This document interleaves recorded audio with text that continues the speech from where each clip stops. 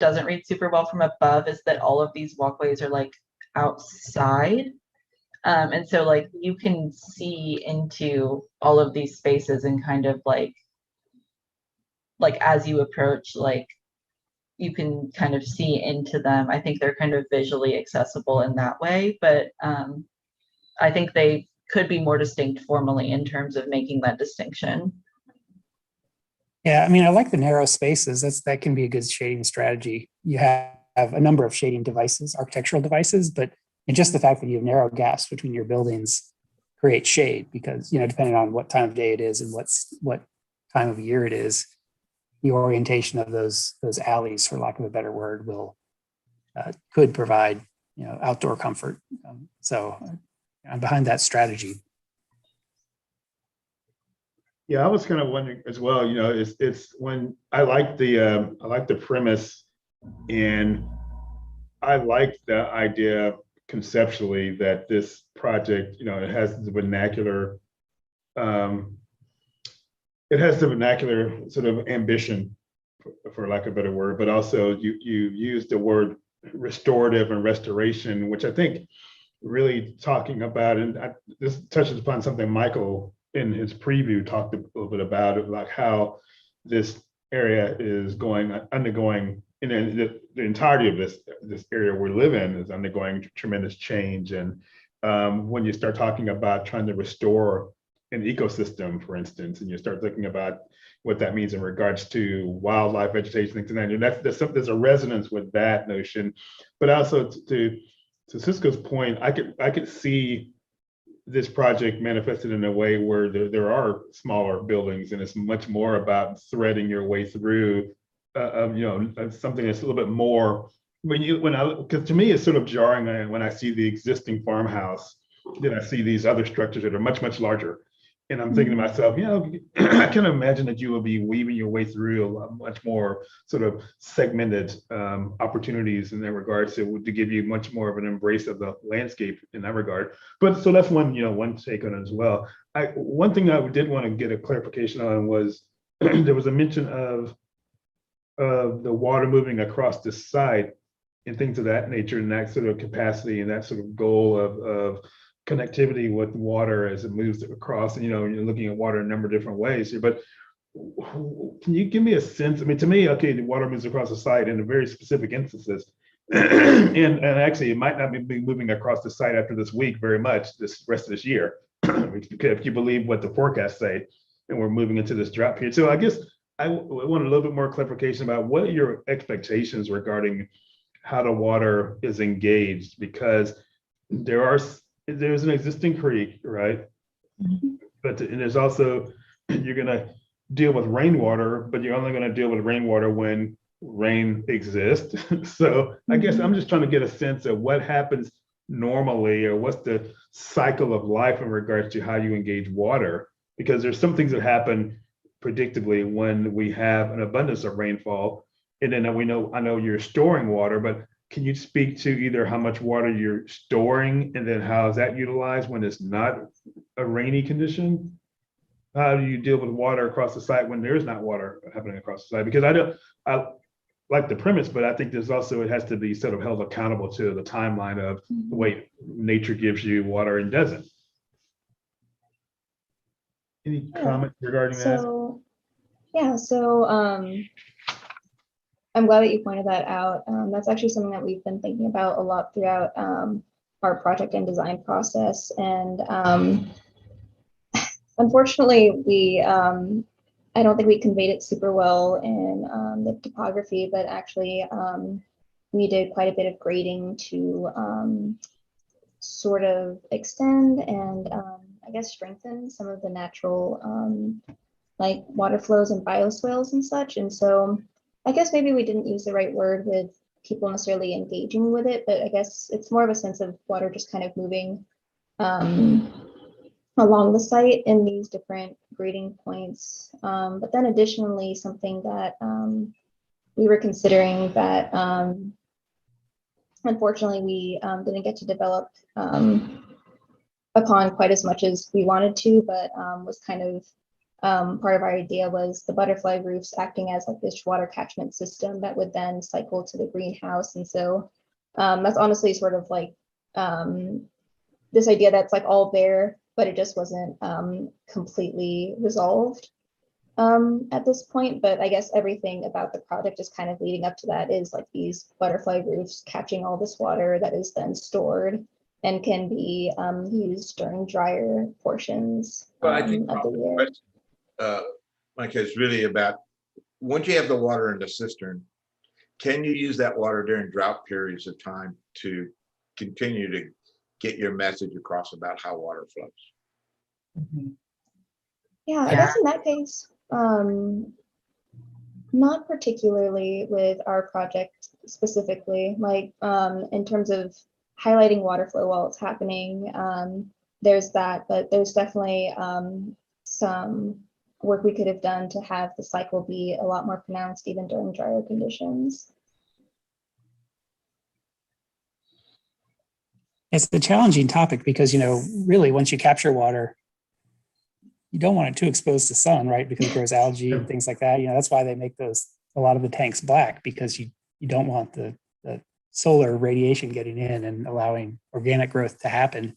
But there are ways of doing it. Like one of the things you have by virtue of your site is you have all this topography. And so there's a scenario where there's an outdoor terrace where it's, you know, there's a very clear expression. You may not be able to see the water.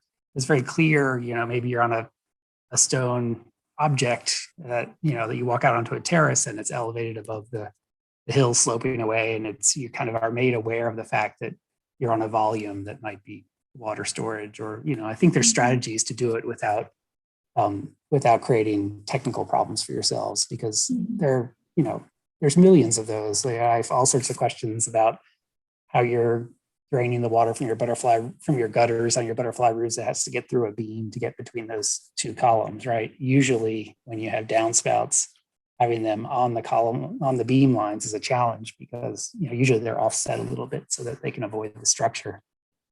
So there's lots and lots of questions like that, which I'm less concerned about, but I think the bigger questions are, to what degree do you want to express this? Like, I could argue that I think it's great you have a big cistern underneath your building, because the bigger the cistern, the more you can, you know, it acts as a flywheel. It can collect water in the wetter times of year, and I don't know what times of year this facility would be most used, but I'm assuming it's not going to be even.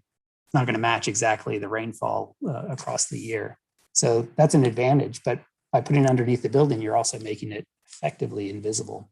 Mm-hmm. And so is that the right strategy for this desire to kind of find architectural expression or some sort of experiential kind of aspect to?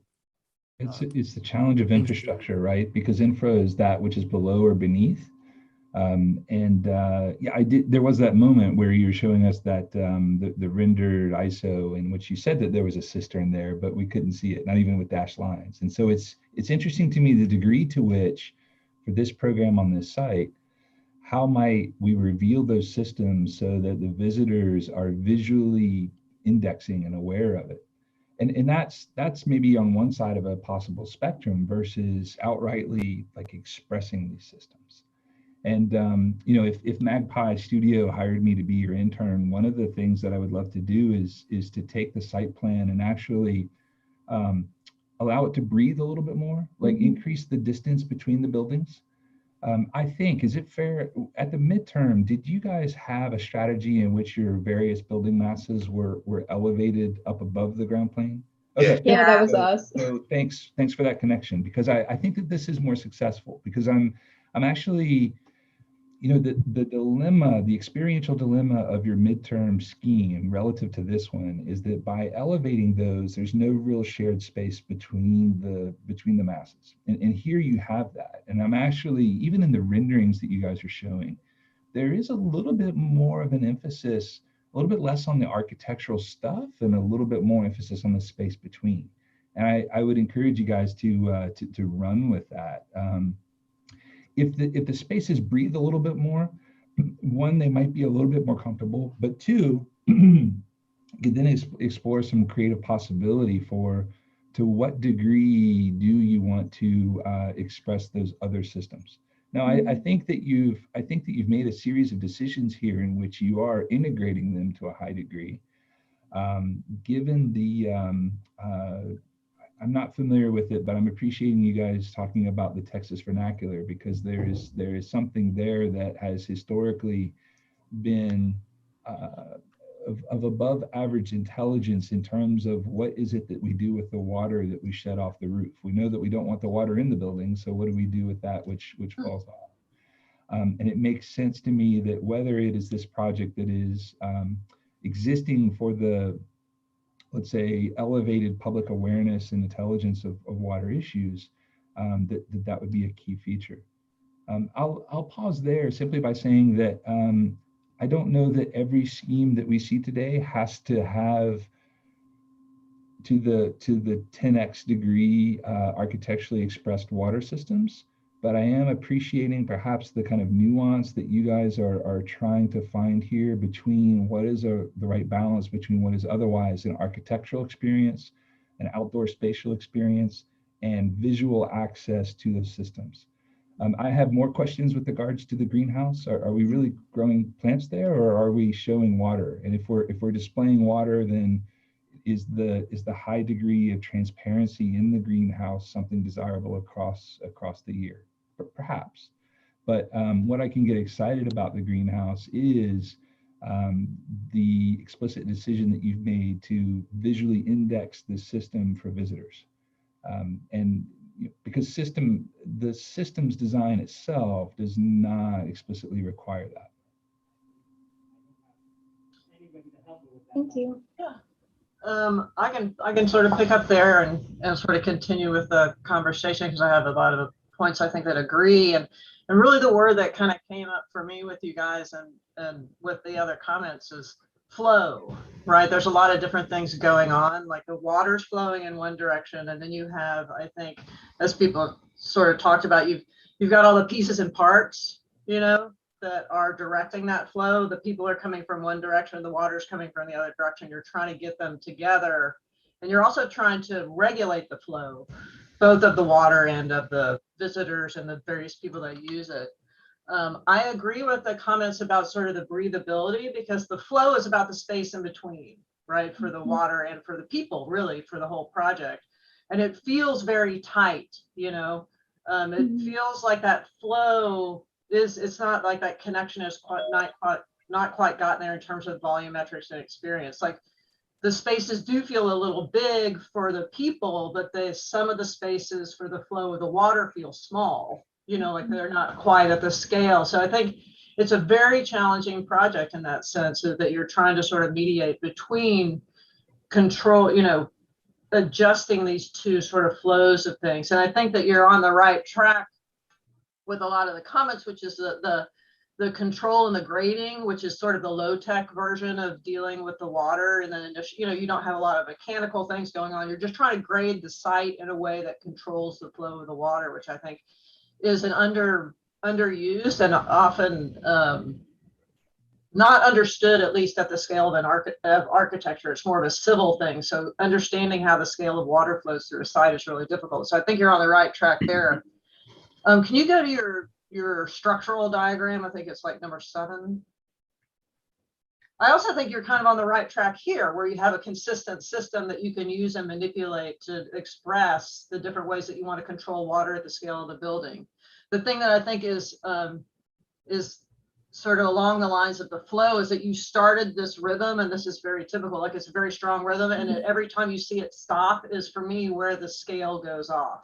Like if you look at the edge of the greenhouse, or where I think it's particularly, let me see if I can we can't, but it's particularly where things stop or get cut off, right? That it kind of, the scale blows up and you can't figure out how to start or stop the system.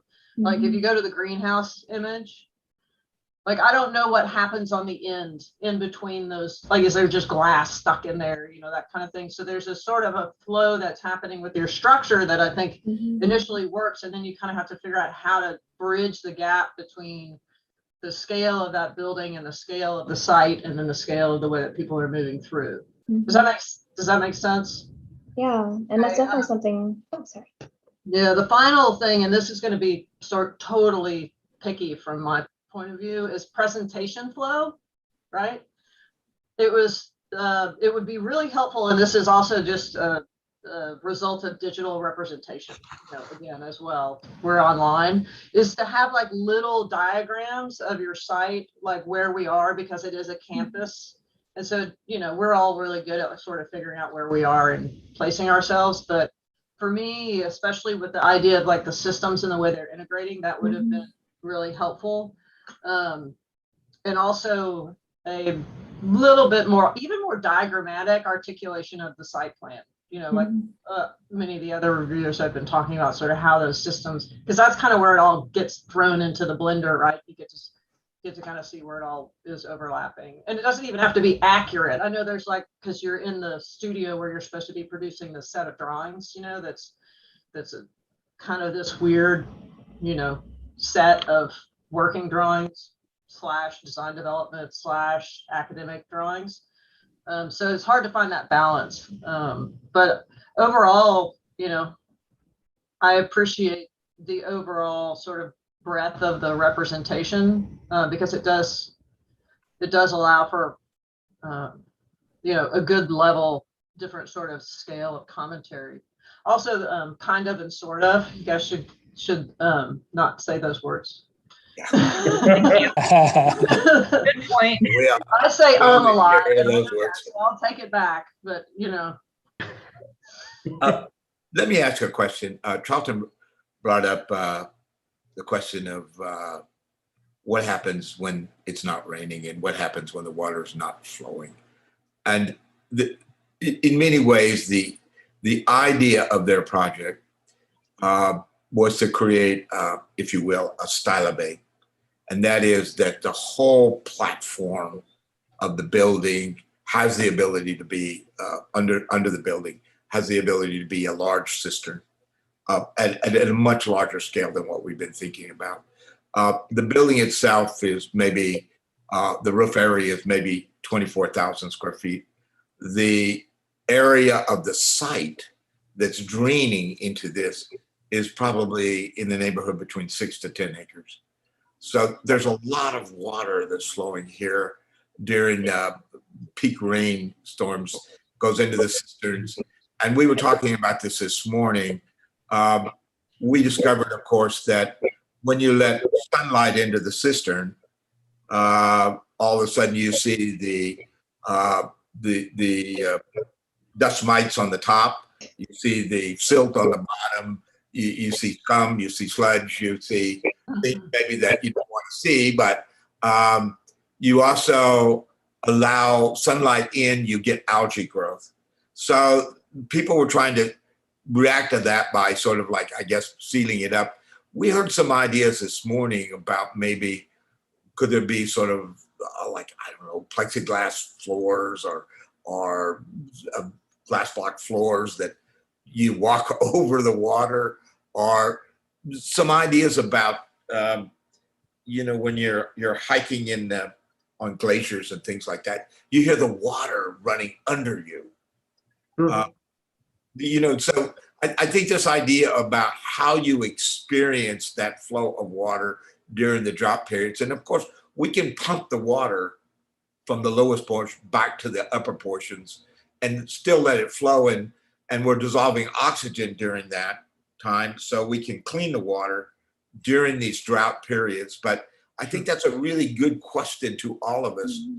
How do we make the cistern more sort of like, make us more aware of that? London has a lot of cisterns under them that are not in operation anymore, but they're there.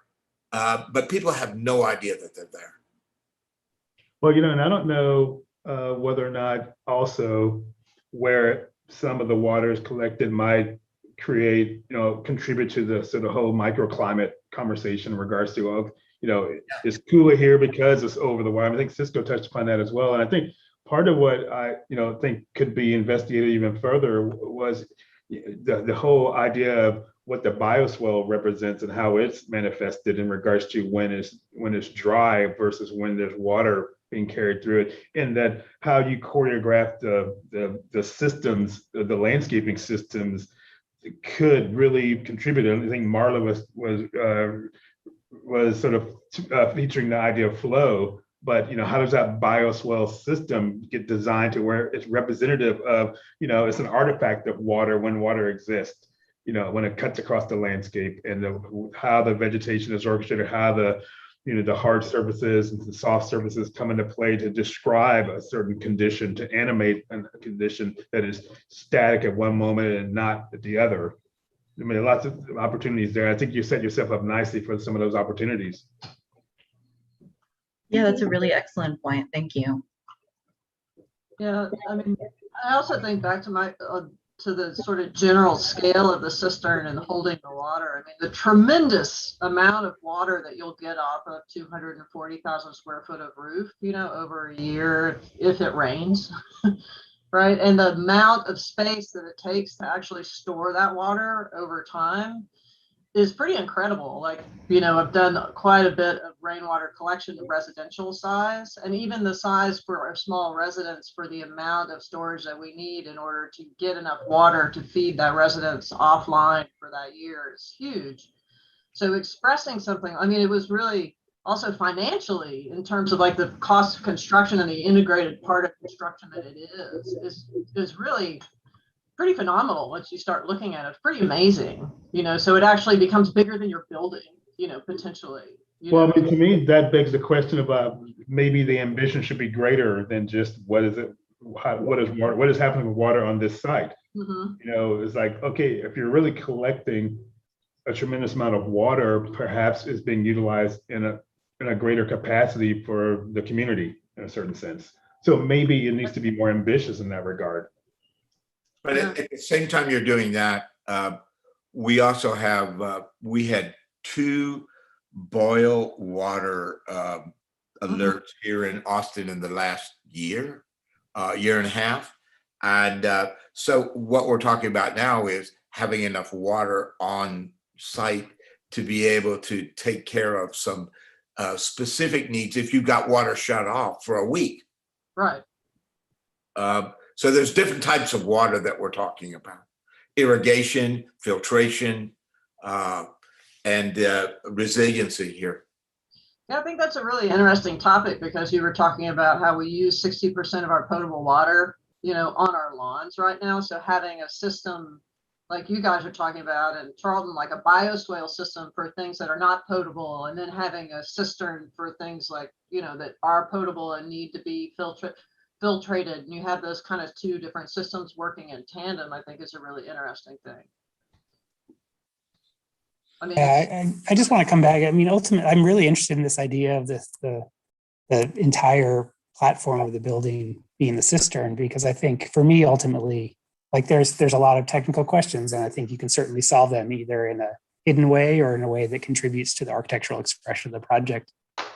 And one of the ideas of breaking up buildings, if it wasn't on a base, is that when you have smaller buildings, it's a little easier to manage surface water, right? When I have a series of small buildings, I don't have to divert the surface flow nearly as much as when I have a larger building. Not that it can't be done, of course, we do it all the time.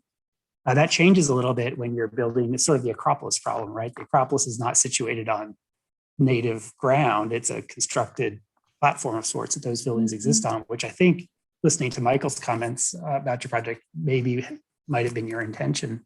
One of the reasons the Acropolis is so prominent is because it's way up in the air, but you are approaching, the primary approach to your site is across that bridge. I don't know if that's been designed, but it's on the site plan. You approach from lower ground across this bridge, and that enables the expression of that base to be architecturalized in a way, right? And you already have the vocabulary of the stone, the sort of, I assume is limestone, sort of cut limestone base that could be expressed. And so, I think that's fascinating. To me, it doesn't have to be sensorial. Like we could pump water, and I love hearing a stream flow, but I'm not like to artificially do that, to hear that, to make it phenomenological, I think is not necessary. I think it could contribute to the architectural expression by saying like, I want to be able to hold, or I need to hold 800,000 gallons of water, right? So across the July and August, there's enough water to supply the needs of the building.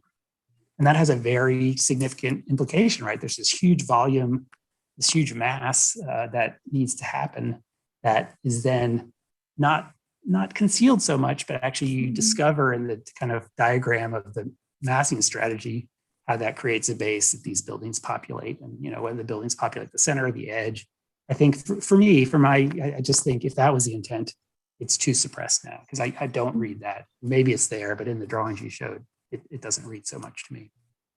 So like those sorts of questions I think are interesting ones. Like I'm fascinated by this idea of an expression of the vernacular, but your buildings are not going to be mistaken for old farmhouses that were just fixed up, right? They're a different scale. You've got big walls of glass, not just on the greenhouse, but like at the entry to the building on the other side of the courtyard.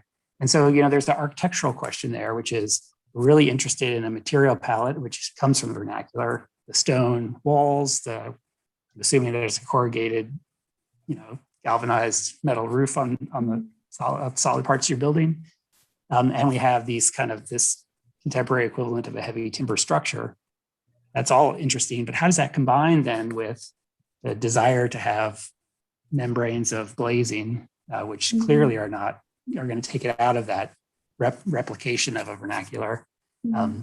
And even the structure itself, like I think you could say, like we're very interested in the texture and the articulation of a heavy timber frame, but maybe it's not, you know, right now your structures are columns up to, you know, whatever it is, 18 or 20 feet, and then trusses above that. Like I'd love, you know, if you had another iteration, I'd love to just take a look at very clear strategies about, okay, maybe my envelope, my surfaces use the vernacular materials, but my structure uses the wood, but it's not columns and then trusses, but I actually consider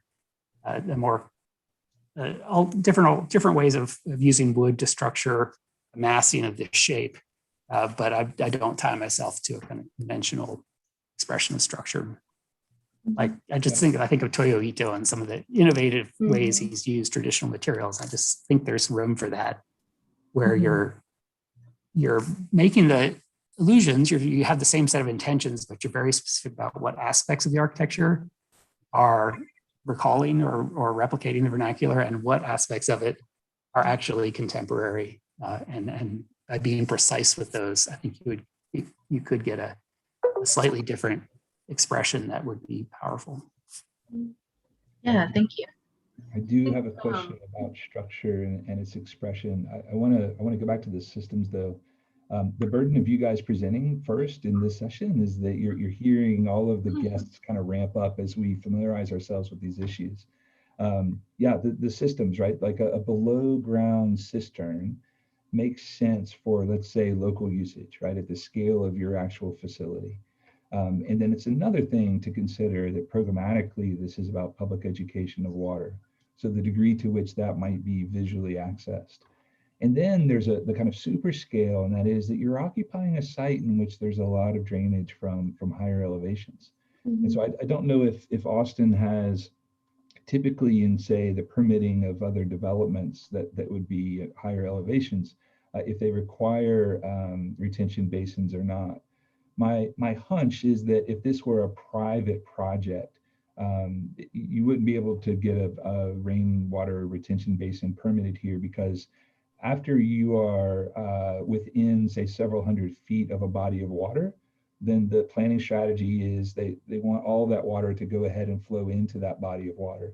And it's actually much farther upstream, if you will, that it's desirable to retain that. Maybe because of your educational program, maybe because this is a public project, it makes sense that with a design team that would be multidisciplinary, interdisciplinary, that you bring in landscape architecture experts with a portfolio of work of, you know, to what degree can we create these large scale bioswales that are of a certain significance, that they are not only a feature, a landscape feature, but a topological one as well. And then we have another vehicle, right, back in our studio, back in Magpie Studio, of allowing these buildings to breathe a little bit more. and to not only consider the technical performance of the spaces in between, but also the experience of them as well. So that's the last comment I have about the systems, but I have perhaps a curiosity about what it means to continue the propagation of the Texas vernacular in the year 2021. And so building on Cisco's comments about structure, it did strike me when you showed us slide 7, the massiveness of the structure did strike me in a way in which you can certainly, with today's architectural technology, achieve the same thing structurally using perhaps as much as half the amount of material shown. And when you presented and we started to think about the Texas vernacular, it makes sense to me that if this were a high-end private project, I understand perhaps the pathway to having that as an architectural expression. But I'm curious if in the design decisions that we make today, in a facility that will be used for, have a span of use for decades from now, do we want to put into play something similar that is large-scale timber? Whether it's a composite project, composite material, or whether it's the kind of original, single members that we're used to seeing. I don't have any answers there, but I am just taking the opportunity to mirror back to you guys as well as to your colleagues that, there's no harm in being interested in the Texas vernacular, and there's certainly at least 100 years of history of large, oversized, expressive structural members. But our engineering capability today is much more advanced than it was 100 years ago. And our manufacturing capability today is much more advanced. Like our means and methods of putting buildings together is much more sophisticated. So I just wanted to build on Cisco's comment really quickly to say that you guys are really well poised, because as you move forward, not only do you have to design structural systems, but all of you are also making additional decisions as it relates to the ethics of material use. In this case, likely a natural material that's been harvested and to some degree reprocessed for specific architectural use. It's in high contrast to what the Brits did out of the UK, right? In terms of trying to achieve the most structurally using the least amount of material. I don't know what that means for the future of Texas vernacular. I do think that what we'll see over time is that the Texas vernacular will continue to appear in private projects with very generous budgets. But I think that one of the building types that we will see it less often in will be public amenities such as this. Thanks. Thank you. That's really good insight. Great. I think we're at the time that we need to look at the next project. So thank you guys very much. Let's move on. It's already Thank been you. an hour. Thanks. Wow. Yeah. Thank you, Magpie.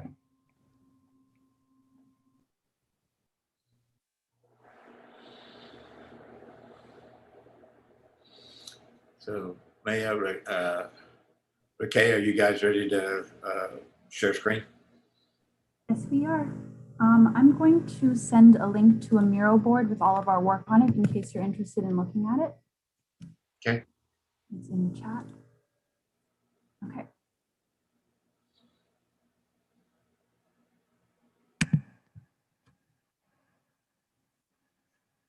Okay. Are we ready? Yes. Okay, cool. Hi, I'm Maya, and this is my partner Rika. And this is our proposal for the Water Ecology Center located in John Trevino Park off of FM 969. As you probably know, Austin is on the verge of a climate crisis. Currently, Austin is meeting its water needs, but it continues to grow. If it continues to grow at its rate and drought continues, Austin will not have enough water to support its residents. We determined, sorry, Rika. Oh, you're good. We determined that the issue lies in the public attitude towards water. And this issue is threefold. One, most people are unaware of their actual water usage. And I mean, how many people keep their water running when they're brushing their teeth, and that water accumulates over time and months, days, years. And then number two is that climate and ecological change is not really a personal problem for most people. And then three, the public is water illiterate, and they don't understand that the decisions that we make today, they have devastating and long-lasting effects for our future generations. So, given our problem statement, our building proposes to establish an explorative nature campus that guides guests through a series of interior and exterior spaces meant to promote water-wise learning and reflection. I'm sorry.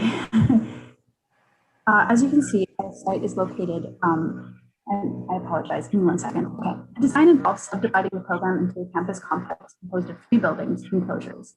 These are connected by a system of circulation composed of outdoor exhibition spaces, bioswales, retention ponds, stormwater channels, community trails, bridges, and decks. The design concept integrates the diversity of the land, the flow of visitors, and especially the flow of water to educate by example on how we combat reckless usage of water. Our design proposes to be transparent and show how harvesting, conservation, storage, purification, recycling, and flood remediation of water takes place. Our site is located, sorry, if you want to go on, Rika. In the John Trevino Park, specifically in the ravine area. It features a creek to the west, sloping topography downwards to the creek, as well as high volumes of trees and vegetation. The main access is from the community trail from the north of the site, and people would get into our campus through by crossing a bridge over the creek. And the majority of parking lies above the ravine there, yes. To the right, we have a drawing of our site plan.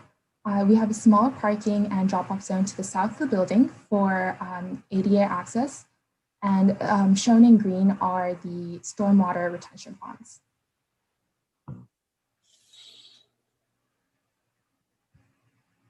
This is our site analysis. The main takeaway that we took from this site analysis was the way the water drains off of the site. This influenced our placement of water retention ponds, as well as the placement of cisterns. We also considered the solar location, as well as how many trees we had on site. Our formal inspiration came from an existing warehouse on the site, as you can see here on the left of the page. This is currently on the site.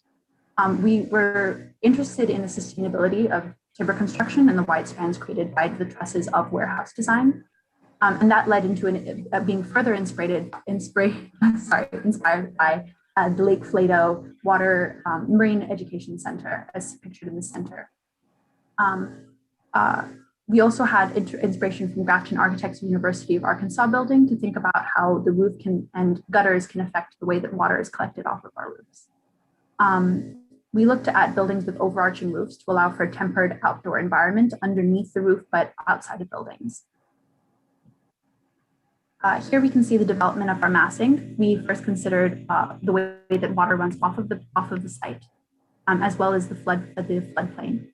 We then located some of our water features, which include our large retention pond and a bioswale.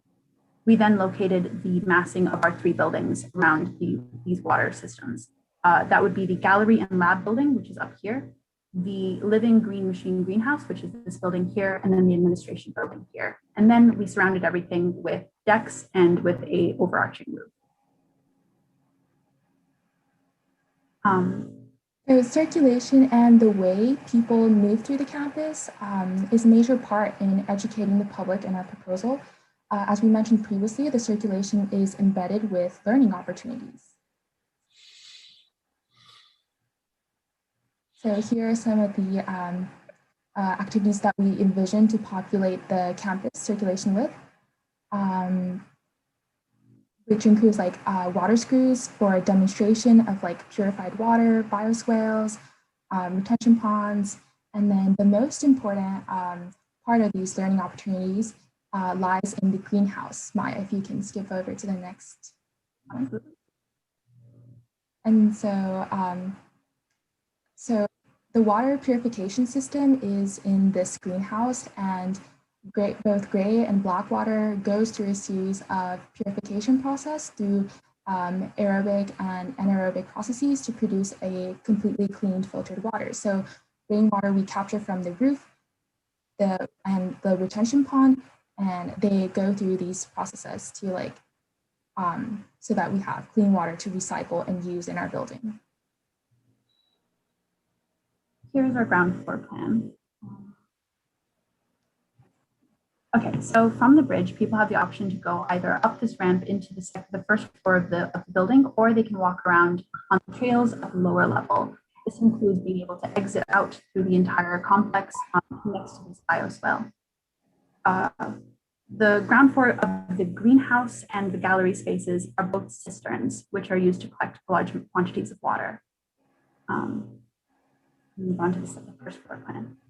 Here you can see how the entrance comes up and then through a ramp up into this, the first gallery space. As you can see, we've included 2 labs in this gallery space so that people can kind of look into these labs and kind of learn more about how water systems and water efficiency is being developed. And I think it creates that idea of transparency. Once in this area, they can exit out onto this large decking that comes across and around the retention pond. They can also come across this bridge into our terraced greenhouse space. This starts at a higher level. It goes down to a ground floor level where we have a waiting area and public restrooms. This here is the administration building.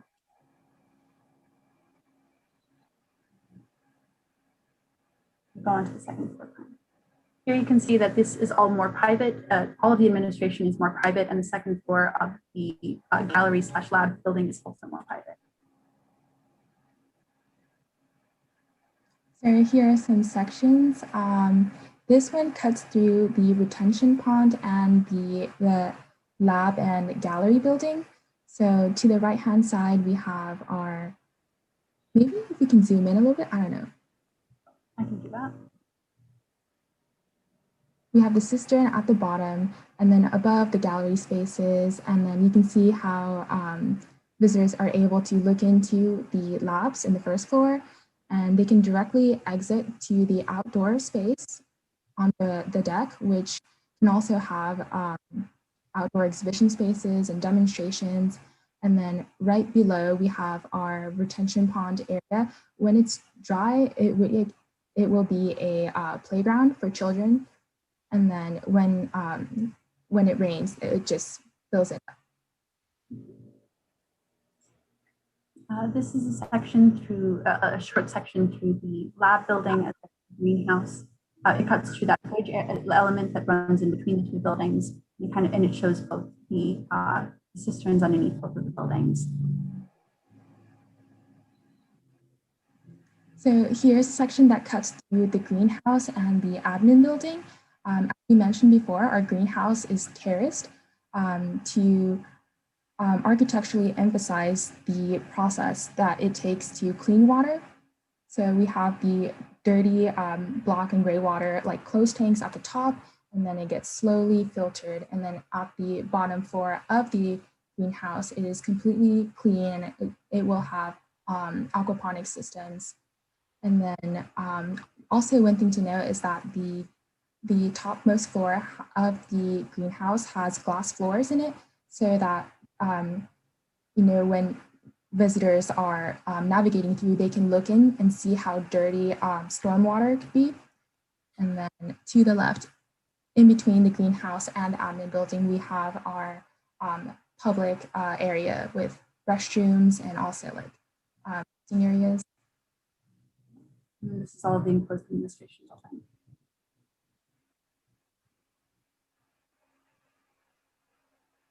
This is our structural axon. All of our building is composed of glulam timber trusses that are reinforced with steel. As you can see, the overarching roof is composed of a 3-piece center bay truss, and then all of the floors in between are supported by flat top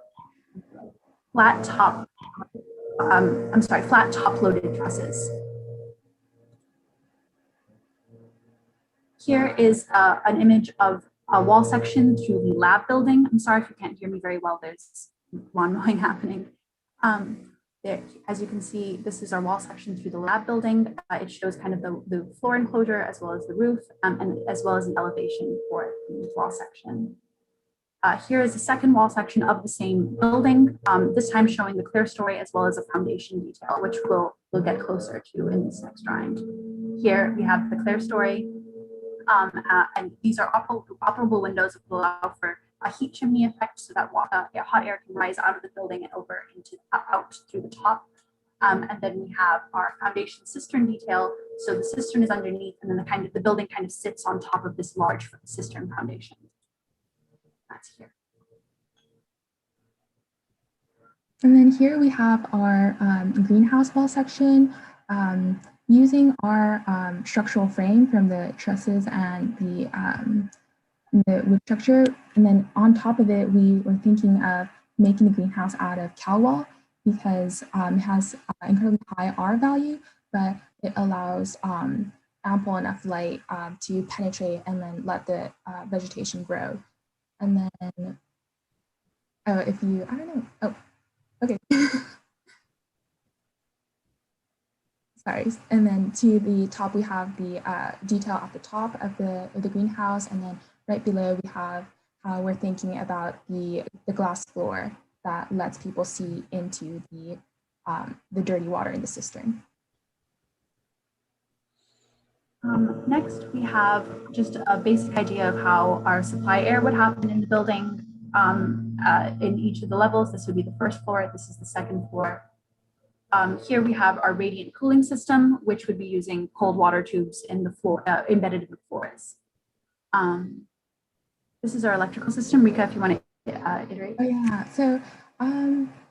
so we have long rectangular lights, mainly for the lab buildings, so that we can illuminate the workspaces for the lab workers, and then candle lights in the exhibition areas, and then circular round ceiling lights for areas that don't need that much light. And then we also have round ground lights that project upwards along the decking and along the bioswale pathways and the retention pond to kind of highlight and then make the night visits to the to this campus a little bit nicer. Here is our fire exits. As you can see, there is ample area for people to move out and through our through the fire escapes in the buildings. Again,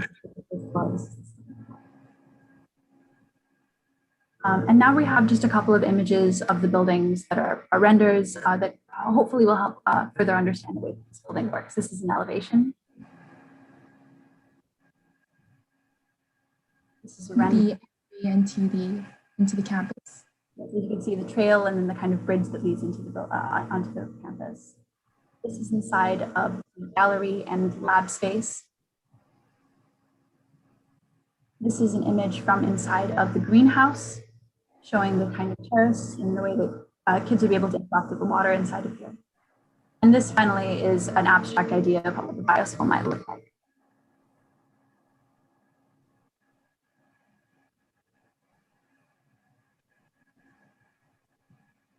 Okay, I think that's it. Thank you.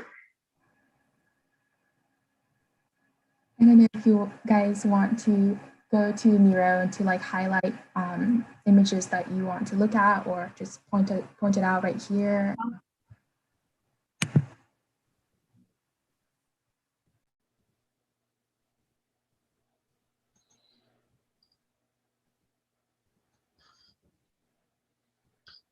Can you go back to one of the site plans? So you had a couple, I think number 10 maybe, or whichever one you think.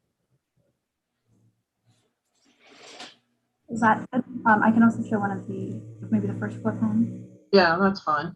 Okay. So I have a quick question.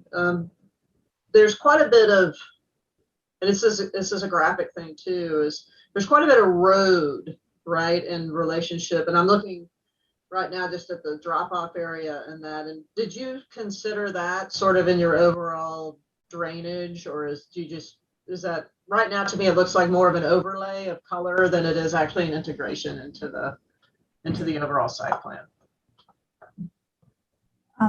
Okay, I do think that we tried to include like the retention area or like a retention pond in this area, but we're not sure how successful that is. Okay. As well as like up here as well, just to allow for, you know, to impervious cover when it comes to the. But we can think about that, and we would love advice on how to think about that more clearly. I mean, I think it's just an issue of scale and Okay. just the way that you integrate, like the building is kind of slotted into the site right around, and you have this sort of bioswale that is anchoring it, and then you have the creek around it. So it's kind of, it's a little bit less, it's more of a unit to me, like as opposed to the previous one, which was more of a campus. This is really more of an integrated unit. And so the scale in which it's fitting itself into the overall site seems to work, because you really thought about, like, you know, with your diagrams, how the water's flowing around it, you know, and how it integrates into that water flow. And then when you jump to the scale sort of beyond the building to the site and how the infrastructure of the site, like the roads come in, that's another level of integration that I think is a little overlooked in the overall scheme, because I think your bioswale is really successful. I think the way that you're starting to integrate at the scale of the building into the site is successful. And I might take it a step further in seeing those roads and everything as a part of that system. Because even in your diagrams, when you were explaining, you know, how the water was going across the site and they were three-dimensional, and the transition that you made from the original site to the building, the roads weren't on there. And oftentimes as architects, we don't think about the civil engineering that goes into actually getting to our building, or even the construction process and how that affects, you know, how things are done. So I think that's one place that you can continue to grow, sort of connected to the discussion we had on the previous one, and I'm sure that you had this morning, which is the scale of the site. At the scale of the site, how are you integrating it into your building process? So that was the niggling behind my question. Okay. Thank you. Thank you so much. There's also a sense of, like, and I get a lot of questions about this, which is interesting because it's not really my specialty, but because I do building information modeling and digital representation, I get a lot of questions about grading of topography.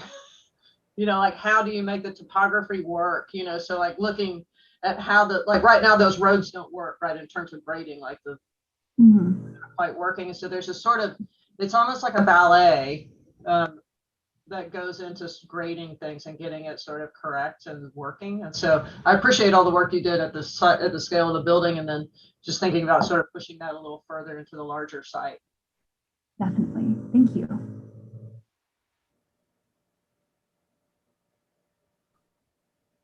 Yeah, I'm fascinated by this space that you've made in the corner of your project. You enter right along it. There's this sort of brow of exterior, call it deck for lack of a better word, circulation space that is sort of forming a horizon that and the fact that you enter the building by approaching it below that horizon and then come up a ramp and kind of achieve that level. And then once you're there, you know, it's a very accessible project. Almost everything is on the same level. I guess maybe the terraces and the greenhouses have some steps in them.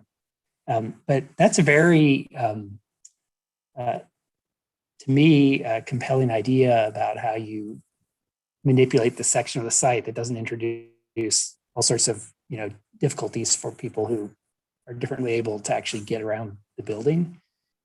Creating a platform, right? Yeah, essentially that platform, but the fact that it wraps that exterior space, which is also stormwater retention and is occupied in different ways, I think, and that was what your sort of unfinished rendering, that's that space you were showing. Am I right? Yeah.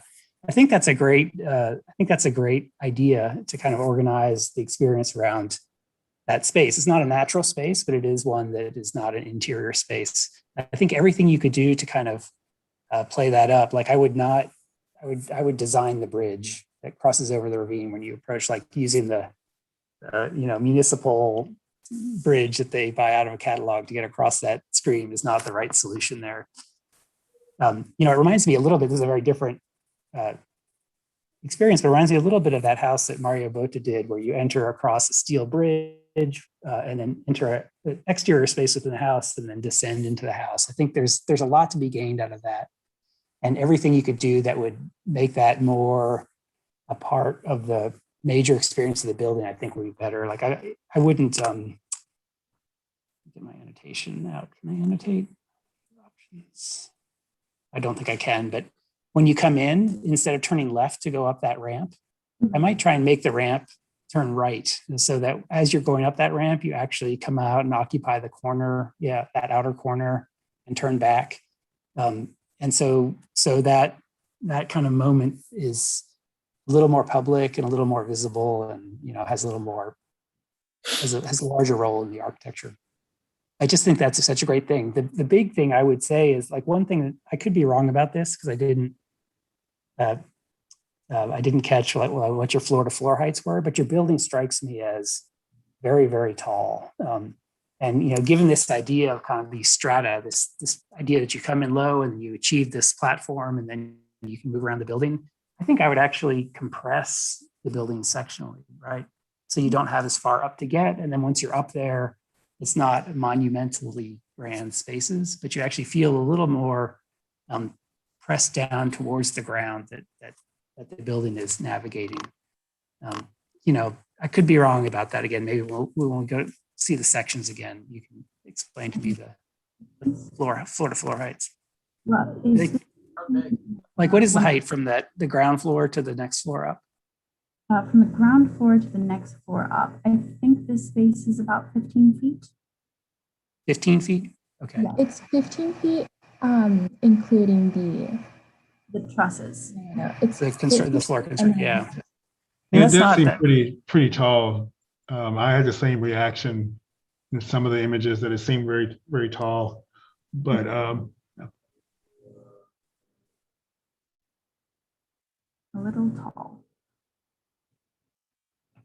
Yeah, and then this was something we didn't talk about in the last project, where they had some of the same issues. I'm really curious about the decision to make your structure and your envelope coincident, right? So that your envelope jumps from column to column. It's a very unusual. You do see it, like the Charles and Ray Eames house did this, where every panel of wall is infill between structure, but it's atypical because you end up with a lot of joints. And in a condition where you're expressing a lot of structure and a lot of columns, if I were you, I would pull that envelope outboard or inboard of the column lines so that the columns can read, and they don't become embedded in the sort of crust of the envelope. Yeah, in this case, maybe because it's wood, I might pull them to the inside, which is the more traditional solution. But when you showed your first floor plan, which was actually the cistern level plan, I was also really interested because obviously for the cistern, there's lots and lots of columns. And I thought this was, for a moment, I thought this was actually the main floor plan, and you were intentionally having columns at like 12 feet on center. It was this hypo-style hall. That there could be some room in that for the expression. Like right now, you at this horizon I was talking about earlier, you switch from a very dense structural system, presumably made of concrete or masonry, to a much more spaced structural system made of wood, which is perfectly workable. It's all you need to hold up the building. But I can imagine a scenario where maybe some of those columns towards the middle of the building come up through the floor level and help support the floor above. And maybe the wood is just supporting the roof, or there might be room for capturing some overlap between those two systems. It is a really interesting plan. Like, I thought it looked like an archaeological dig almost, like a very, sort of historical, something like that. I don't know. Yeah, we figured we needed about 40,000 cubic feet of water storage. Yeah, it's a lot. Like, So how much are you storing in these cisterns? Do you know? I think that the square footage of each cistern is 4,000, and then they're about 10-foot height. So quite a bit. 40,000 gallons? Yes. No. times 10, yeah, times 10. Times 10. So yeah, that's about Because you need about 4 million, I calculated, for the 240,000 square foot. You need about 4 million to store every bit of water that would come in.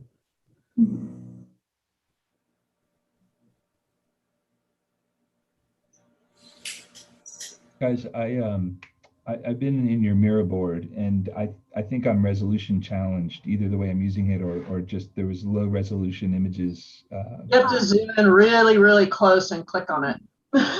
Yes. Really close. It's a mirror trick.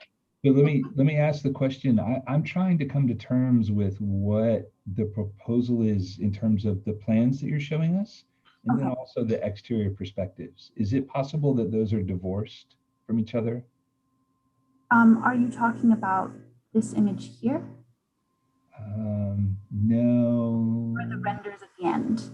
Yeah, are you talking about the rendering at the Yeah, like number entry? 25 and 26. So the expression of this being what I'm presuming is like a parapet building enclosure that is inside of some type of superstructure. Yeah, I had the same question actually. A Yeah, box within, shed over the box versus. Yeah. yes, I think there's a little bit of a disconnect between our drawings. I think in some areas the walls do come up all the way to the overarching roof, and it becomes one system, completely enclosed. And I think there are also areas in which there's like a box underneath. I think The admin building has like a little bit of gap in between the roof. But the greenhouse and the lab gallery spaces go all the way up to the top. all the way up to that roof. The admin building is the one that kind of drifts underneath. Is there glazing like in the wall, between the columns in this area? I'm seeing sky between the two wood boxes. Oh, That's not open air all the way through, is it? Or is it glazed? The idea with that Actually is open air all the way through. It is, okay. yeah, I mean, this image reminded me of the Lake Flato project, with the metal roof, with the building underneath, you sort of the double system where you have the shed over the box kind of thing. But I was not reading that in the sections, and that was causing me some confusion. I was having the exact same Moreau problems as I was trying to fish around and zoom in and whatnot, and we couldn't really see what was going on. So it was a little bit difficult. You have to zoom in all the way. It'll get that way, and then you can zoom out again, look at it properly. I'm sorry about that. yeah. But I think the consistency of what you see in the perspective, or the lack of consistency with that relative to the disconnect with the sectional, what we see in section or plan is, I think, what Chris is referring to. Yes, I can understand that being confusing. Sorry about that. Do you need the big roof? I mean, looking at this image, Chris, I don't mean to hijack because you haven't made the comments yet, but looking at this, I wonder if the big roof is essential. Like, could you not just attach porches to the wood boxes? Maybe part of it is the height, but Yeah, I I'm think just imagining this blocking out the upper roof, thinking that it has a lot of appeal to me. I think we were trying to increase our impervious cover to like get as much, capture as much rainwater as we could off of the roof. And we also like the idea of like semi-inside, semi-outside spaces in between the buildings. But I'm that's shown very well or achieved. Right, but that could be achieved with porches around the perimeter of the wood box, and then a roof that spans between the open, the gap between the greenhouse and the wood box. You'd have, the roof, the impervious surface would be the same. That's a valid point, but I think we just jumped to like, we need to have a sloping roof, and then that was this other option. So that's a valid point that we can now consider. Thank you. But there is some type of expression here that did appear at the midterm, I believe. And if I remember, my colleague Elise had a lot of comments about it. I'm drawn to it, perhaps unfairly, because certainly as you've developed this scheme, you've returned to the plans, you've honed the program, you have designed independent and yet related and synthesized systems for structure and mechanical and lighting. And so I'm definitely appreciating the wall sections that you've done. And I would invite you that, as opposed to allowing the mechanical and lighting systems being something shown in diagram and pictures, that those wall sections would have a higher level of fidelity if the if mechanical and lighting were integrated into them as well. Maybe they are. If not yet, I mean, if they are, I believe you. And if they're not yet, I invite you to do that, because you've got a lot of that kind of integration awaiting you in professional practice. And it matters too, right? It's one thing to have a gestural architectural concept. It's another thing to really pull it all together. I'm appreciating the appearance of mechanical and lighting systems in your proposal. So having addressed maybe that kind of architectural technical issue, I'm going to pause right now, and you guys are going to see me kind of trying to process for me to what degree ought your architectural expression be, in fact, those parapet boxes with some type of expressive superstructure.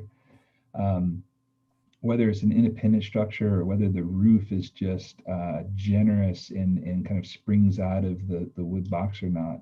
But I think that the architectural expression, there's the realities of the proposal that I think that we're seeing in the first half, if not first 2/3 of your proposal, and then there's something really aspirational about the last third. And so I'll pause there, but this is what I'm going to be thinking about in the in-between time before I come back on. Thanks. Thank you. You know, I just want to pick up on that. I think that's a really interesting idea. There is the site. Then there is this sort of large boardwalk covered by this broad roof that captures rain. That is sort of elevated above the site. And then there is these labs and things that have to be in that. And the last is the least important.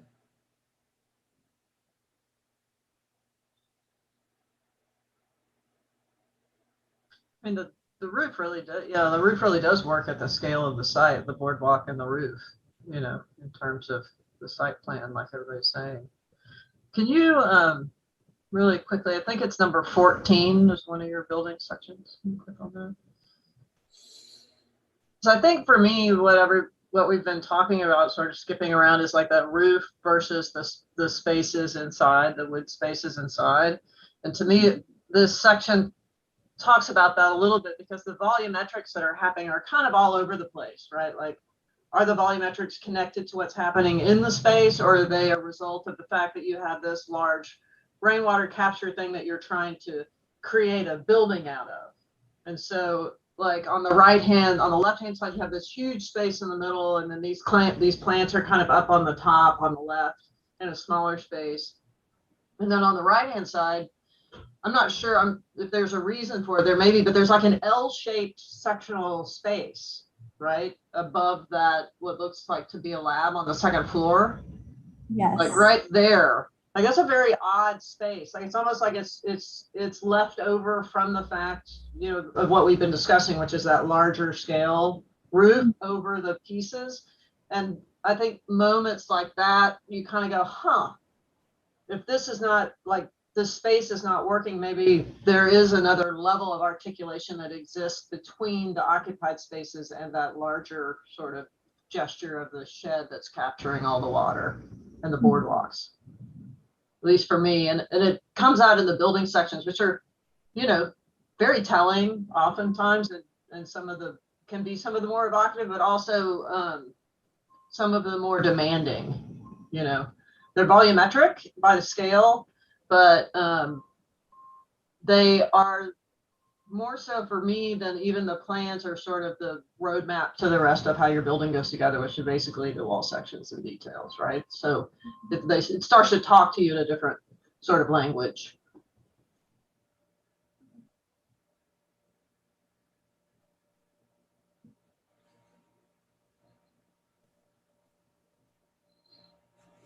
All right. Actually, I guess it might be a good point to ask this.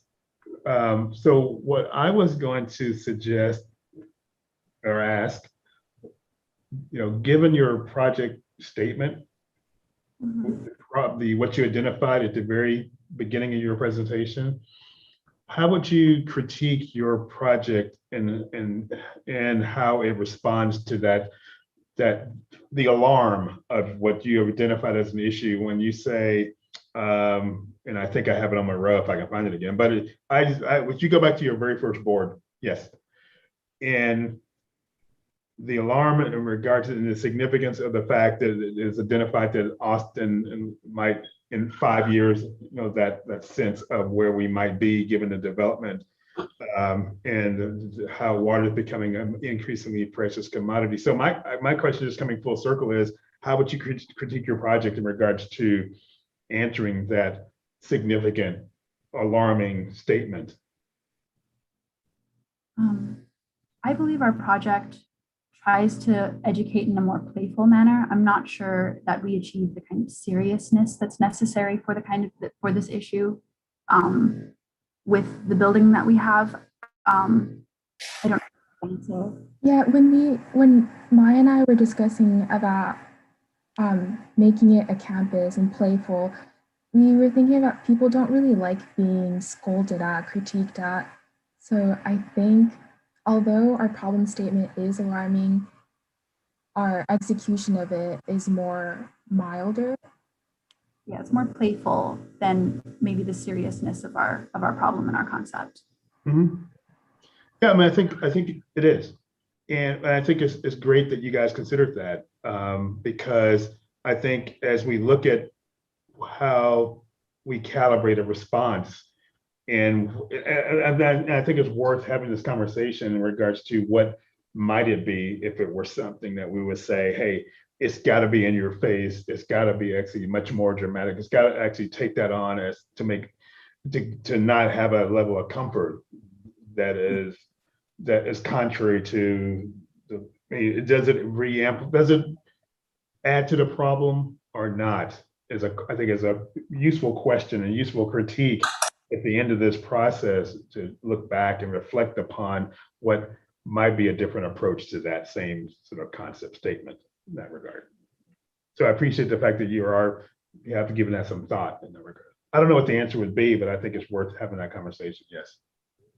Yeah, that is interesting. I mean, because the scolding, like, oh, we're bad, everybody's bad. We don't know what we're doing. We're wasting all of our water. We're pouring all of our water on our lawns. We're, doing all this stuff. And is it a good, or are you helping or hurting the overall situation?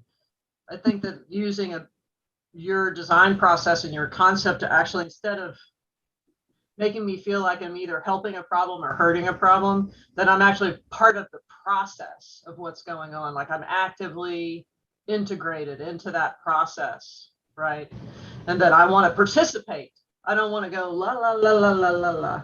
I actually want to participate and be part of it, and therefore it integrates with who I am. And so that to me, I think is a very, like Charlton was saying, is a really interesting idea. It's playful, but it's also accepting, right? Like you're trying to make a place that invites people to become part of it and doesn't say, "Ooh, look at all this terrible, horrible stuff that's happening," and they all go away like, "Oh, I just want to." Well, it might be about within the design. There's a series of contrasting elements, of contrasting scenarios where.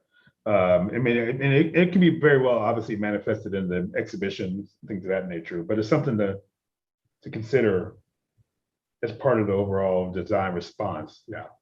I think that bioswale has a big potential for that, that huge outdoor space for activating that kind of. But there is something that I think that's subtle in it, and that is that the platform creates the cistern. Mm-hmm. This broad rain bar of a roof creates the water collection. And, maybe what we're trying to get at, I think, is that the floor plan itself may be thought of the way we think of an exhibit space in a museum. It's temporary. And that as we evolve and change, maybe things could be, as long as the columns are there, the columns don't support the roof. I mean, the columns support the roof, the walls don't. Mhm. And there may be, this idea of when you get to sort of the water problem, if we just collected the rainwater and stored it during the droughts, that's all we really have to do. Well, no, that's not all we have to do, but that takes care of most of the problem. If we got down to 85 gallons per person in our domestic use, which is about where Austin is, we're 125 if you look at it as overall, but we're about 85 per person per day on our domestic use. If we could cut that by 2/3, we'd be there. And doing that really is beginning to start thinking about something other than using the municipal water system for the irrigation system. That has a profound effect on the architecture. That is, how do you integrate the storage? And I think in both of these schemes, we've seen that they've created a base for the building. Now, whether they're making people aware of that or not is another question. And both of the schemes are seemingly using a rain barn roof as a way of collecting, trying to figure out how to collect more water than they need. And then the question becomes that how does the flow of people and the flow of water through the building coincide?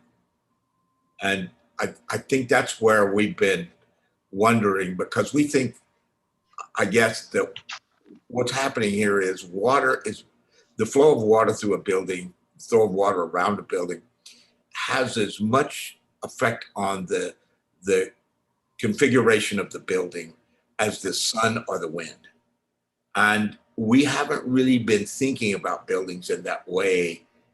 We've been thinking about them as get the water away from the building. And now we've been talking about sustainability as using the wind and the sun and making the building indexical to them.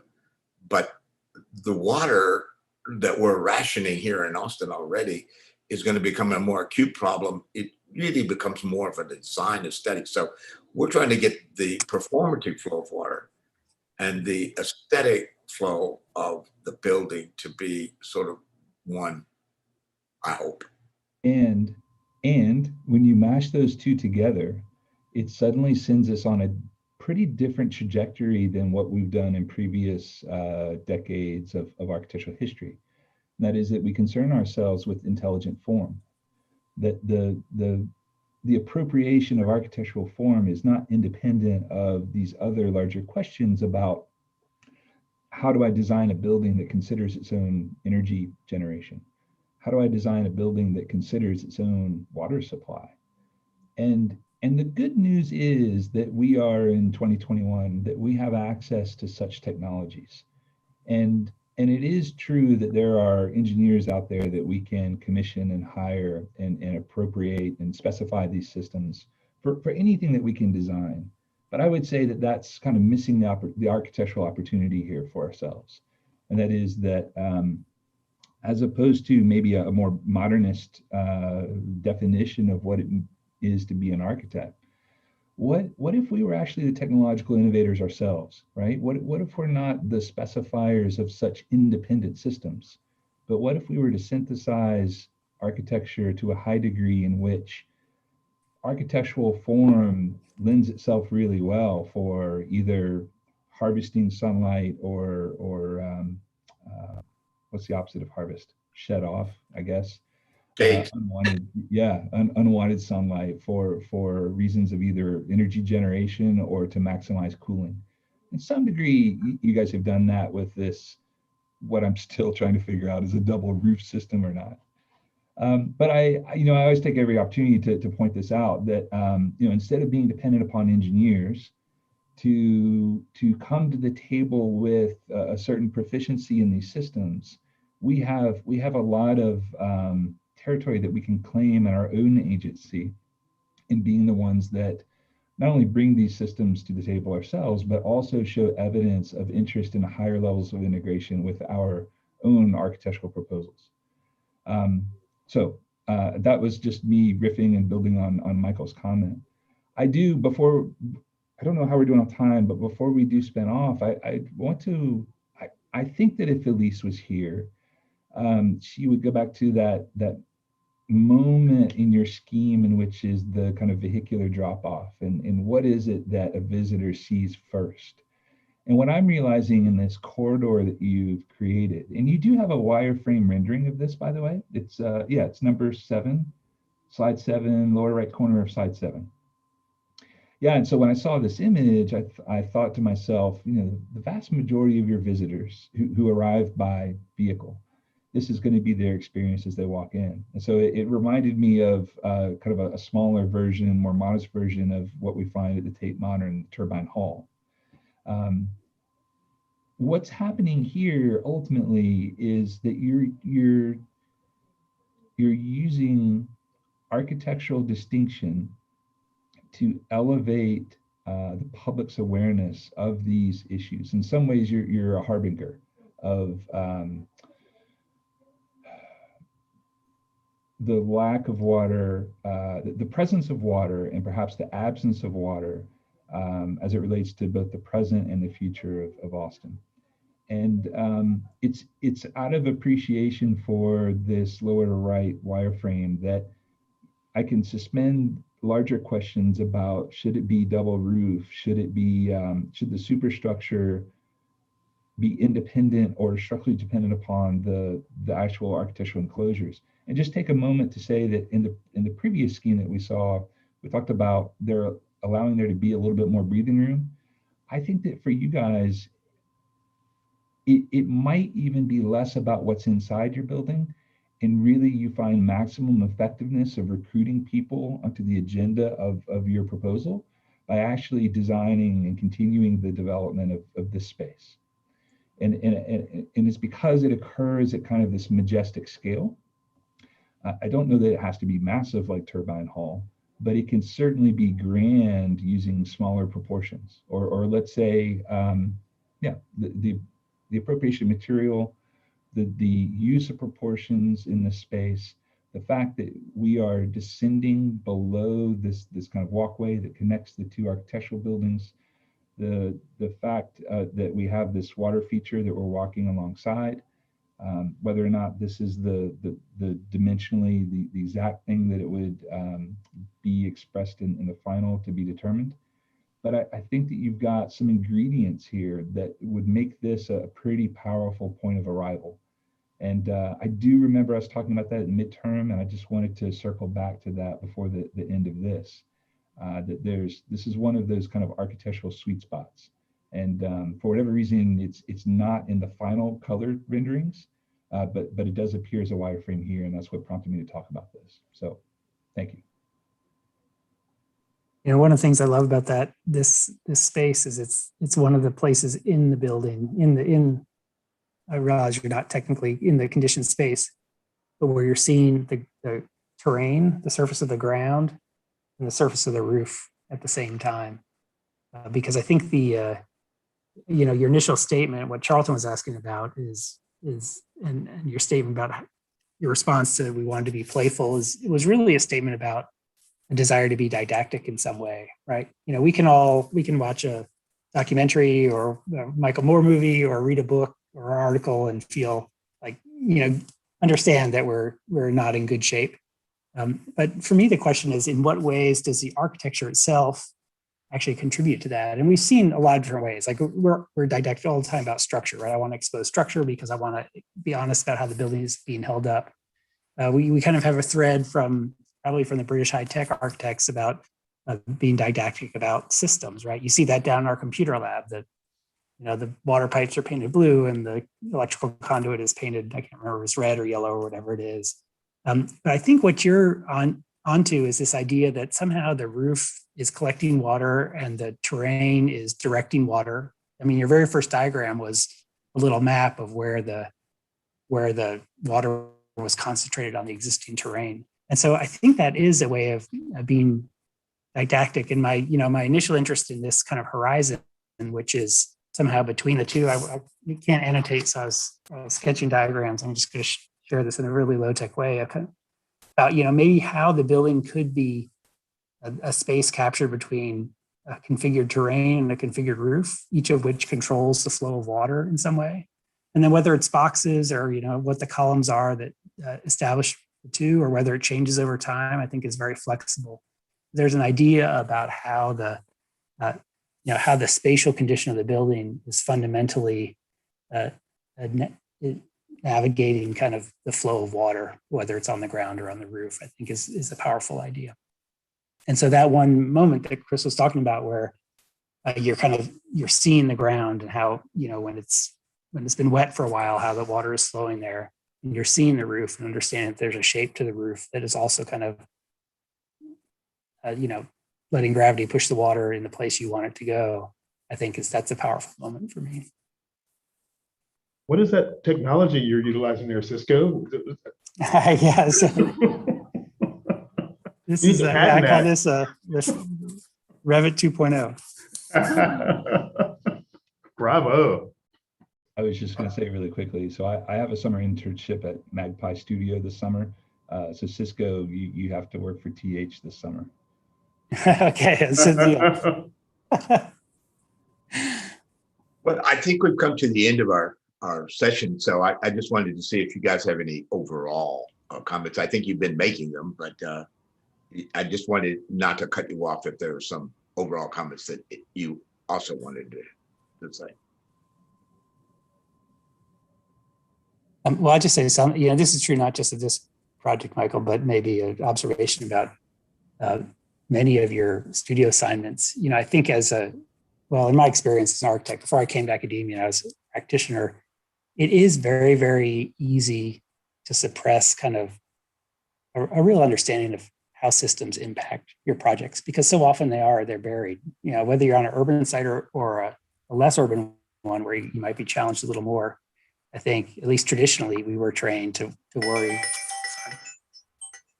worry more about form and expression. And one of the places where we've gotten into trouble in society is our inattention to these things, which we tend to push off to the engineers. And it's certainly true of this project, but I think it's true of your larger academic work, Michael, which I'm very appreciative of, is an effort to foreground those things again, not just as technical solutions to be integrated into things that come from elsewhere, but actually to be sort of foundations of what an architecture can be. And so I think we saw that in the two projects that we just looked at.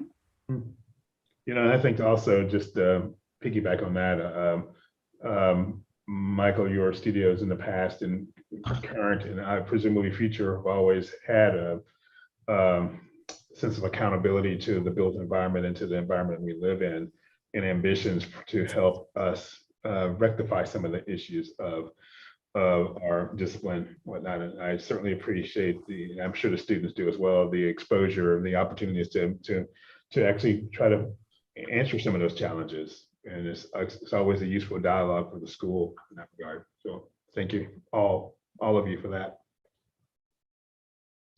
Yeah, I'll just finish up sort of following up on those things. I mean, the projects are always interesting, really broad, scale, from scale to scale, and that can be overwhelming. You're going from civil scale to detail scale, and starting to integrate all of those bits and pieces into your process, which can be exciting and sort of like overwhelming at the same time. I would also encourage you, sort of along the lines of what everyone's been saying, is that, to integrate systems at different scales into your process. If we initially are just doing more volumetric studies, schematic studies, but I can say from my point of view, because as I started to integrate those, it was actually quite freeing. Like, you see it as a challenge and something that you potentially haven't explored as much, but once you get into sort of the actual system-based things and you begin to interrogate it at a level that affects your design, it can be quite freeing, because then you have answers. You're starting to have a push and pull between sort of the data and the overall design process. And I find it you know, I really like it. You know, like it sort of elevates the design, I think. And I find a lot of times, at least in my classes, when students start to get either to the large overall system or the very small detail, they kind of go into lockdown, you know, a little bit. Like you kind of have to get you going because there's a lot of information there on both ends, and it can be really exciting. Also, I've just from the nerdy point of view, you know, I find the data interesting, you know, dealing with actually hardcore data and putting that into a system and seeing what comes out. So I appreciate all your work and your consideration at all levels and scales. I must say that I like Chris give the last comment, but I must say that it's been difficult with COVID for a comprehensive studio not to be able to sort of like be in the studio or be out to the side all the time. And I appreciate the fact that the students didn't use that as an excuse and have stuck with us, even when we lost 2 weeks with or almost 2 weeks with an ice storm. So it was like, is that all you got? Bring it on. I think it's also difficult to sort of be learning about integrating systems and then integrating them at the same time. But I keep telling the students that gives you a special invitation to learn. You know, we all look in things like, oh, gosh, I could have done this better. I could have done, but I do feel that the students, I really appreciate the fact that as challenging as it's been this semester, that no one used that as I didn't hear that. I haven't heard that all day long. And I appreciate that. I use it a lot. I say that because I'm kind of at times astounded, you know, that any level of production, much less this level of production, can occur given the circumstances that we're in. But hopefully everybody is double vaccinated and will achieve full immunization efficacy soon. Let me come back to the work, and that is that in the past, when I did teach comprehensive studio, I can share with you that I didn't think about these higher levels of synergy that really are important as we move forward. So let me volunteer that I too thought about architectural issues as being independent of what otherwise could be followed by any configuration of technical systems. However, when we look at architectural history, the most compelling advances of architectural design really come out of a shared overlap of architecture and engineering. And those occur through high rates of exchange. SOM, for instance, this is critically important to their business model, that they have engineers in-house to not only assist, but to inform the very early first moves of architecture. And with it being in-house, then what's happening is that the dialogue and exchange is happening at a much quicker rate than, say, someone who's consulted out of house. It is true that architects have been in a position of being technological innovators, but I think what we're seeing as we move forward is not only are there very compelling solutions to come out of that overlap of architecture and engineering, whereas before it could have been by choice. There could have been something in the program or the client or the other circumstances that have prompted that. But I think what you guys are finding, and certainly the opportunity that Michael is underscoring for you, is that as we move forward, it could be just a matter of necessity. That the modernist paradigm of architectural form giving is over and has been for quite a while. And if we want to retain our current levels of agency, much less reclaim higher levels of agency, we likely will be approaching architectural problems with our own expectations that we bring to them for, say, intelligent form, high levels of integration, where it confuses where engineering ends and where architecture begins. And I think that ultimately, whether it's this project or those of your colleagues presented today, I trust that we can explicitly address these other technical systems that will be present.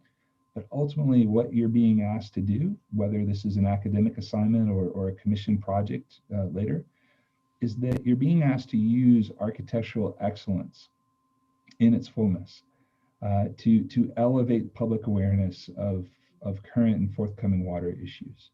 And I can't think of a more kind of ecologically responsible agenda than that. Especially considering the high number of Californians that are moving to where you guys live, right? I'm losing my neighbors. My neighbors are moving to where you are.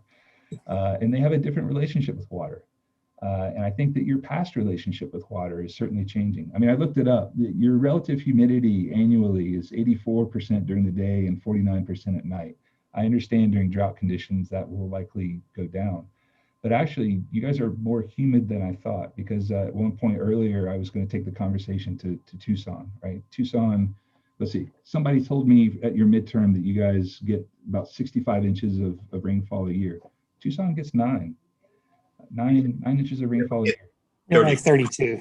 Yeah. Oh, 32? 32, yeah. 32 for Austin or 32 for Tucson? Austin. 32 for Austin. Is that right, Michael? I may have that Yeah, wrong. yeah, 32, 34. And when it's 110 degrees, it's 35% relative humidity.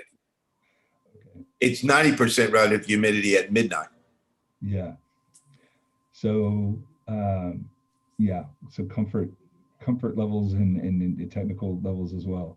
I'll end there, but yeah, I think that all climates are changing. I think that the past history of vegetation, of landscape design, of architectural design will definitely change here in the future out of necessity, as the larger context, as a larger environmental context within which our work is placed, is going to continue to have an effect on operations.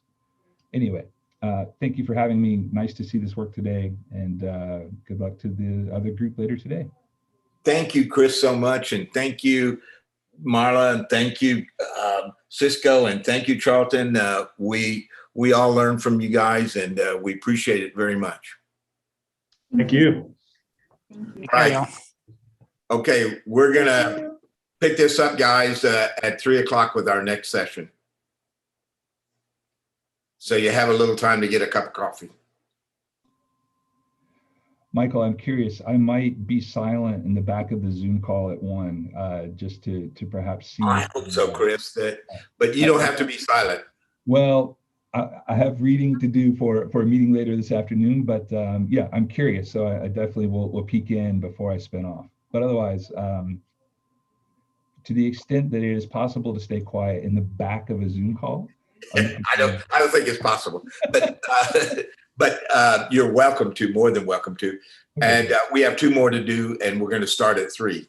Okay, fair enough. Thanks. Okay, see you guys then. Bye. Okay, we're almost all here. Welcome to the Comprehensive Design Review this afternoon. Just to give you a little background, our reviewers are Martin Hanisch. You all know Martin, who's been teaching in, he's teaching the theory class, has been teaching the vertical studio, has been teaching the integrative studio, he's been teaching the comprehensive studio. His studio won the Studio Design Award a few years ago and a couple of other competitions. So very happy to have Martin with us. Benjamin is also with us today and teaches the graduate construction class and has been teaching Studio Mexico class. So we're glad to have Martin with us. We also, Mary Michael Glossel is joining us, is from a Texas architectural firm. So we're really glad to have, again, this sort of professional perspective as well. And James Wesley is, I think, still trying to join us. He's from the University of Wisconsin at Milwaukee and a recognized national expert in stormwater. So Chris Ford, who was with us, he's said he's going to be quiet in the background. I hope not. Chris is from Stanford and has been teaching in both architecture and engineering, and is really insightful in understanding the confluence between both of those areas. Our project has to deal with the comprehensive studio in which we are trying to bring design and performance together. We focused this semester on water, and in particular, we're looking at the performative nature of water and the aesthetic nature of water.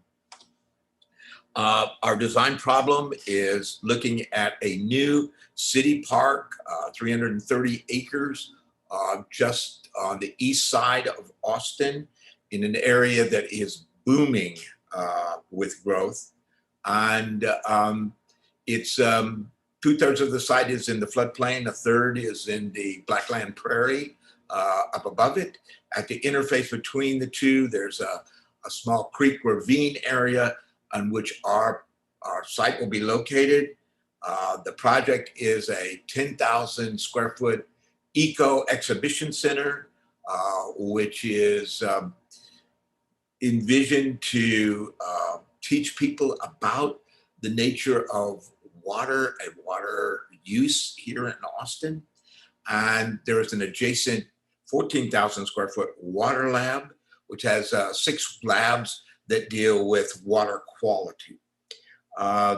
So with that, we're going to be looking at 2 schemes this afternoon, 2 student teams, and I think Matt and Gabe, you guys are the first ones that are up. So I'm turning it over to you. You have the floor. Hello, can y'all see my screen? We do. Okay, no boxes covering anything? I don't No. see that. Okay, cool. Hello, I'm Gabriel, and this is my partner Matthew, and this is our project Liquid Disruptions. So like we had mentioned before, if you're on the review, the project is in this new park piece of property purchased by the city of Austin called John Trevino Park, which is bordered to the north by FM 969 and by the Colorado River to the south. And our part of the project, or our part of the park we're working with, is in the ravine area, which is just south of the prairie area. And it was a property which had been utilized for farming and ranching operations up until some years ago. So it's going to be a pretty big staple for that area. And as Austin grows out towards outwards and towards the east. So this is the ravine site in the lighter green, and these were some of the conditions we saw there. It was just sort of old vernacular structures and barn-like structures, and some old water tanks that we thought were meaningful to the site. So we decided to keep, for example, like the existing barn structure, and we'll show you how we integrate that a little bit. So If I could just intervene just a little bit, just to add this up. The reason why water is so important to us here is with all of this growth, the city planners are telling us that with all of this new growth, which is expected to double the population in 20 years, and if the current drought continues, and it's supposed to get even worse, Lake Travis and Lake Buchanan will run dry in 6 years. So we have a real water problem. 60% of our water use is in irrigating lawns. So the whole project was about to deal with that problem as a performative problem, and then to deal with not only the stormwater and the rainwater and the wastewater issues as a performative problem, but also to try to think of them as an opportunity for design. Sorry, Gabe. No, no worries. Thank you for that. Right. So hopefully this building will be part of the sort of new era of living buildings that are more conscious of how we collect, use, and sort of recycle water.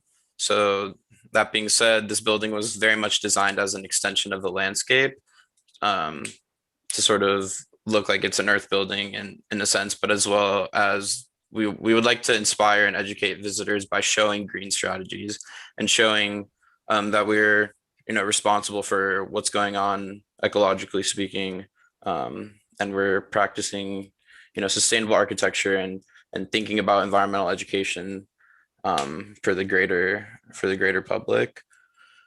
So these are kind of just showing how we took this idea of a typical greenhouse that's stacked over the working spaces and utilize the sort of curve of the ravine and try to create an edge condition which will invite people from the current sort of entrance to the ravine and bring them down towards the creek, sort of like the flow of water would be. And here you kind of see the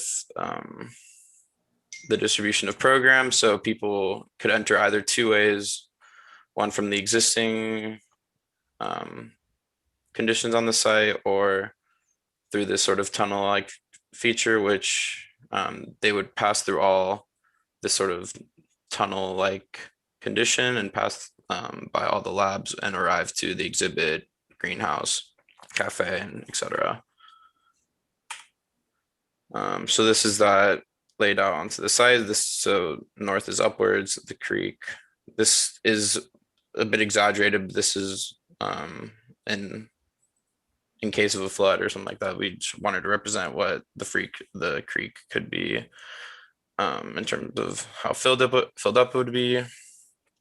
So visitors would arrive and there's a gravel path that wraps around this bioswale which created as the first filter of water as it comes down the site. So visitors can get dropped off and go down two ways, one through this continuous path right here, or they would go down the stairs which pass over the building.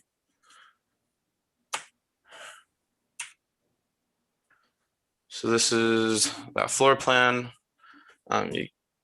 So as you enter, you were passing through all the lab spaces which you can see into. And this is a 4-foot retaining wall. So this also serves as a sort of gallery space in itself. And you'll see in one of the renders is a sort of niche, which presents a space for people to display things. This is a library / office space, and this serves as like a large plaza space which feeds into the main entrance, if you will, from the western portion of the site. Matthew, you want to jump in here? Yeah. And so this corridor that leads along all the lab spaces culminates in this open classroom amphitheater space on the lower level, and then connects to a second amphitheater which is right over the creek, and then this is a cistern in the middle for collecting rainwater off of the butterfly roof on top of the greenhouse and exhibition space. And yeah, can you go ahead and go to the next plan, Gabe? And up above, so we saw the greenhouse living machine as a key component of the didactic nature of this building. So we wanted to put an exhibit building inside of a greenhouse. And so we have this double skin condition with cow wall on the outside that forms the greenhouse living machine. And then water captured from the roof would be filtered through these living machine planter cells on the south end. And then there is this really thick vegetated wall that, that wraps around the exhibition space. In the middle, there is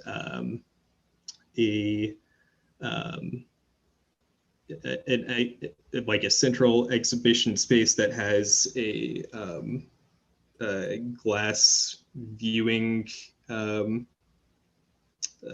feature where you can look down into the cistern. And then we have a cafe and gift shops just to the north of that. And then on the vegetated wall on the outside, it peels away to form these fire stairs that connect to office spaces up above.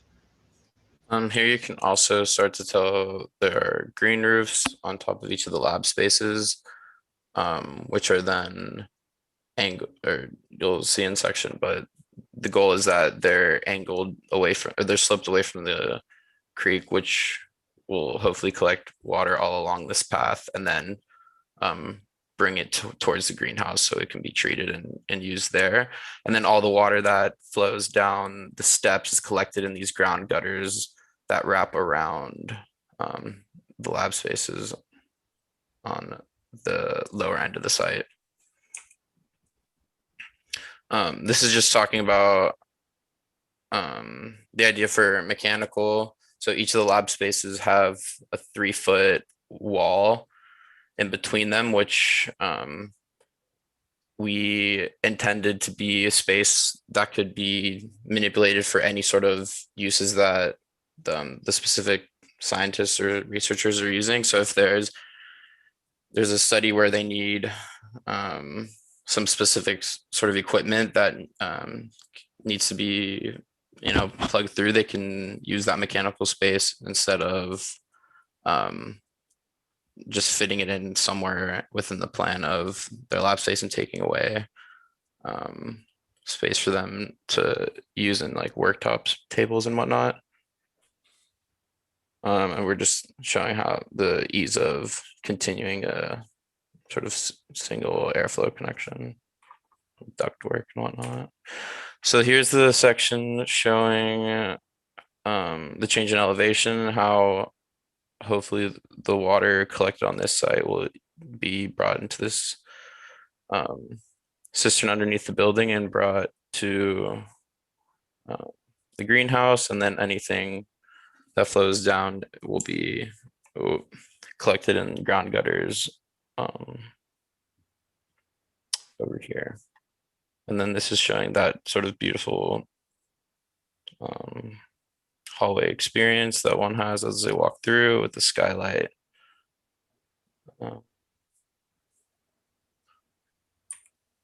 So you can kind of see here, there's a hollow core slab here. So the primary structure is concrete, especially with that obvious retaining wall.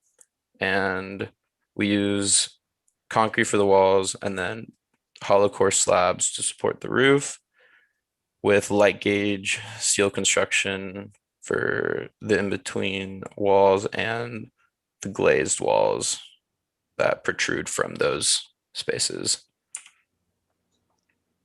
Here are some of the sections just showing the earth roof, and those lab spaces are clad with cement fiber, black cement fiber boards. And then, so here's kind of the condition we were trying to go for, which is the floor slab is cantilevered 2 feet off of the foundation, which gives it an appearance that it's a floating appearance. And then that allows space for a ground gutter. And we kind of calculated that this was the right size for the amount of rainwater that'll be coming down the site. So here's that interior hallway space with that niche. I've seen it a bit in Mexico, the Mexican architecture there. In some homes I've seen, there's this, it's shorter and it's curved the opposite way, but that's where I kind of got that. Here is the lab spaces showing the wire mesh drop ceiling and the sort of frosted glass, semi-transparent glass. Here's the view from the upper part of the site. So the idea is that we're sort of creating a welcoming path for people to walk, as opposed to, just one way that one has to use our building or approach the site. There's, we want to allow people to utilize it as a park, which is, what it's becoming. And here on the left, you can see kind of that gutter condition. And yeah, just kind of the outside 3D view. But yeah.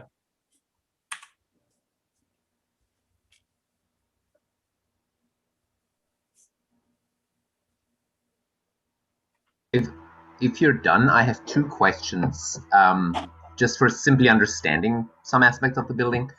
My first question is about, go back to that 3D rendering that you had just at the very end. I think that will, yeah, I think that's good.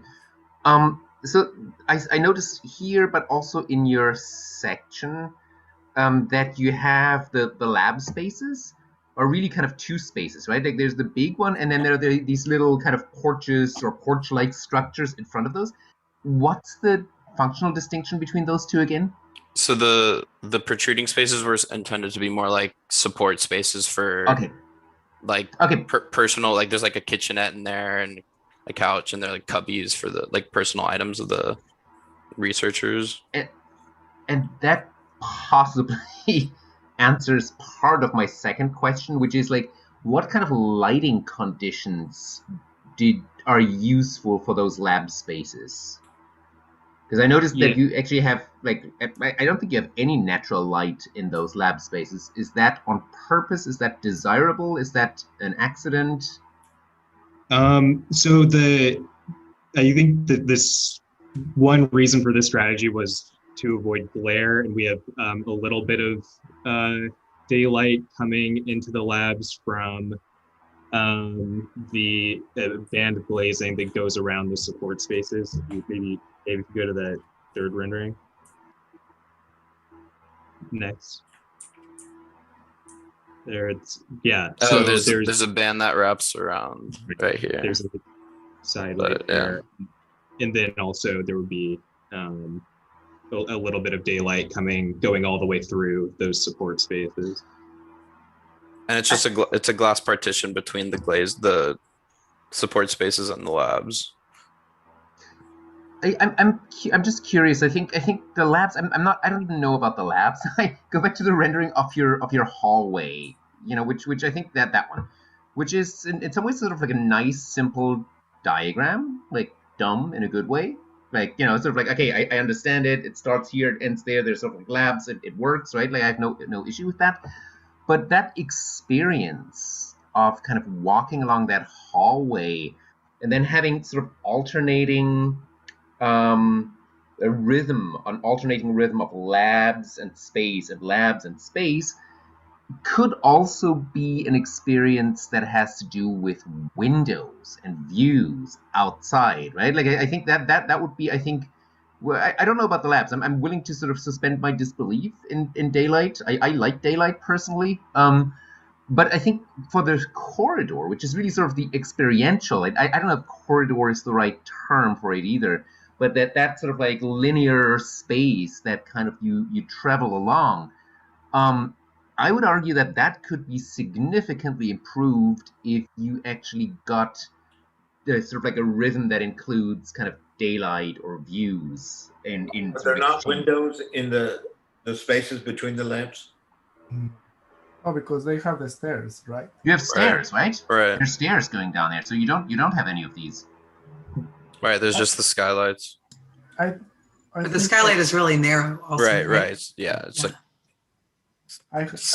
8 inches. This looks like a sort of like a medical center. One of those pancake building medical centers that you sort of like have, Austin Regional Clinic or whatever, like where you sort of like disappear the guts of this building and you never see the daylight again. You're completely disoriented.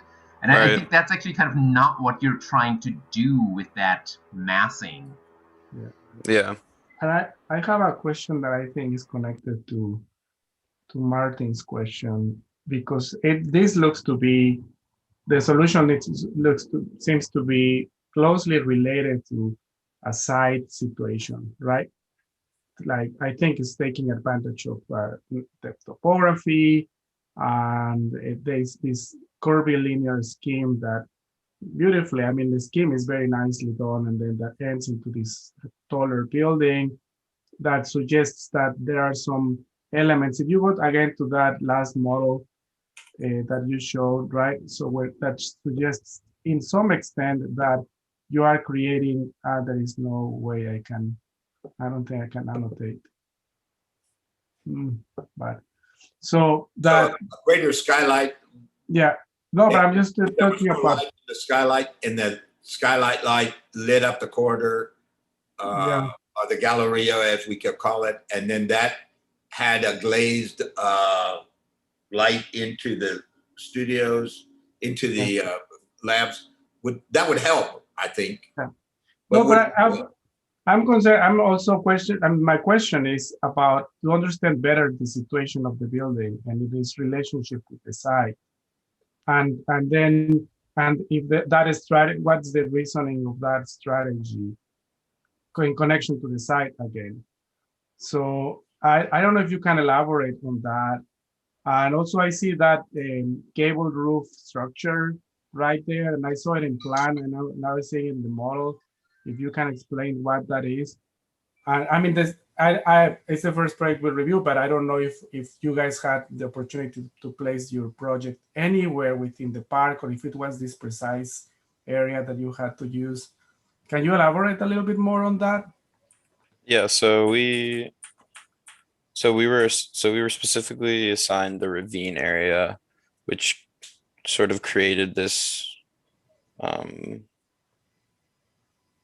I don't know, sort of curved edge with the creek, and the way water flowed down it. So we saw the way these sort of contours right here and these contours right here as sort of boundaries to use, and saw it as an opportunity to bring people around in this sort of curvilinear experiencing the wooded area, and then also wanted to allow for an opportunity for people to get dropped off, and that loop around. But and the structure, that's pre-existing building, is that sorry. there? Yeah, sorry.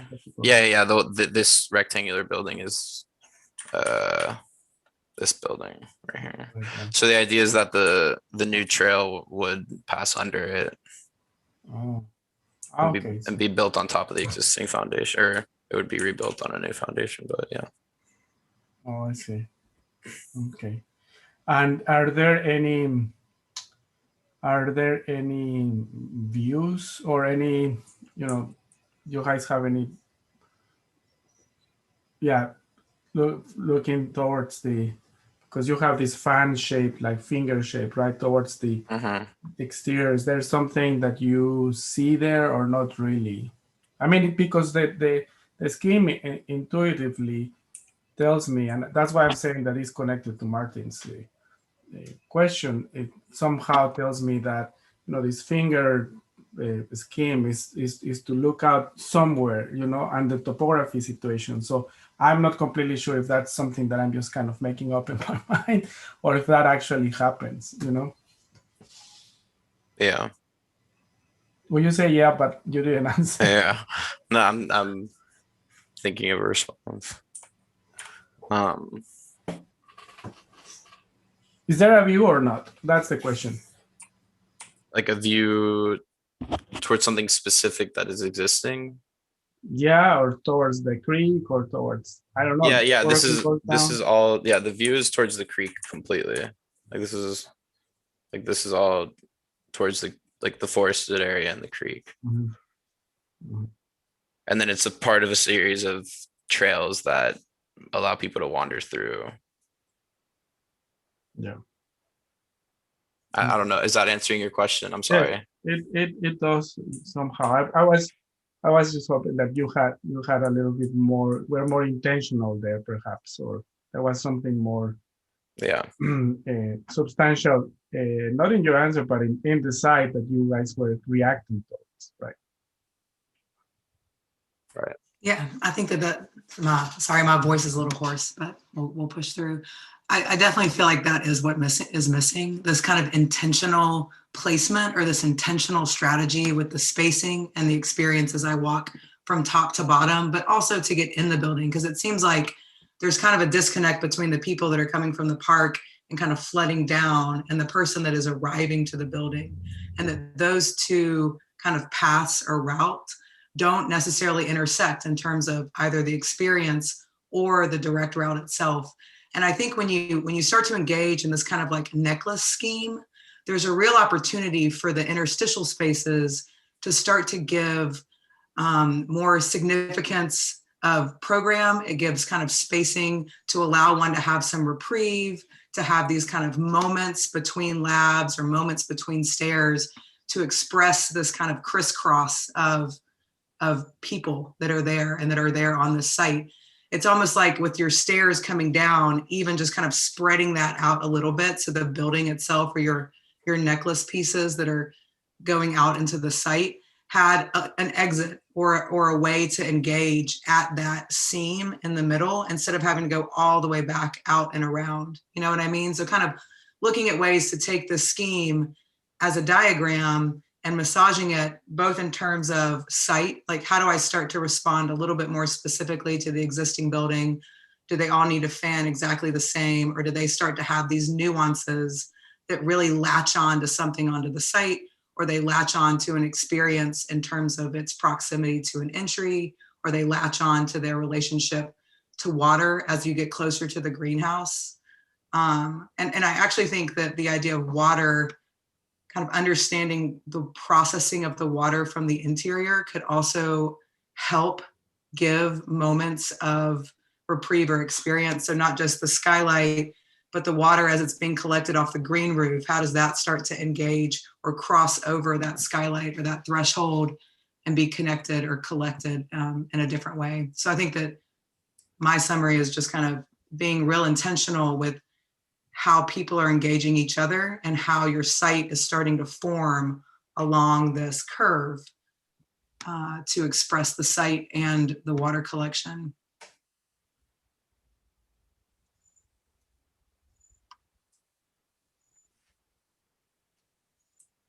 I would follow up, if I may, just really quickly, because like it's also site plan and siting related.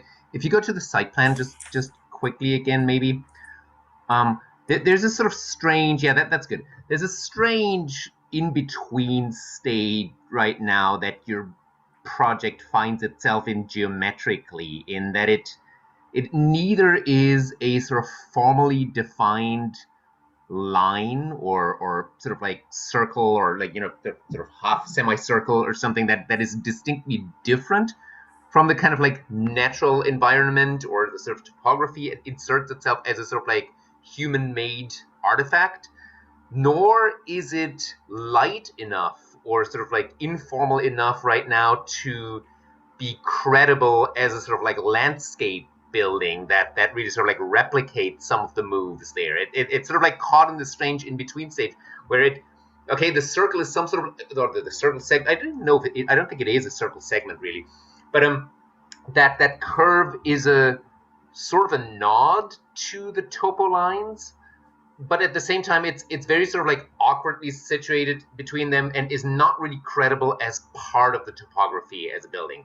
So I think it should go, and the organization of this could work in so many different geometries, right? It could work as a straight line and then you'd have a piece of land art.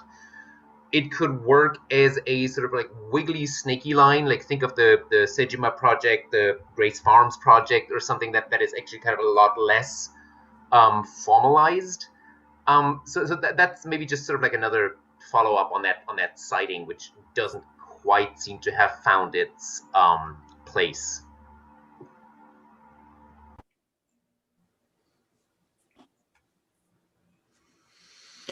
I'll say hello, everybody, and I apologize for joining late. Since I haven't really seen the presentation, I won't comment too much, except to make one observation that I always wrestle with in this kind of situation, which is that if the river, the blue part at least, feels like that's enough of a body of water that we're looking at it, but if we're looking straight across it, oftentimes you miss it. You see right past it to the other side, and the views are going to be up and down it. And so to me, the question of how does this engage the site in terms of a view, I guess the question is there a long view of the water? If there was sort of tighten around a little bit, would we be looking down something that we could see a corridor as opposed to just see the other bank?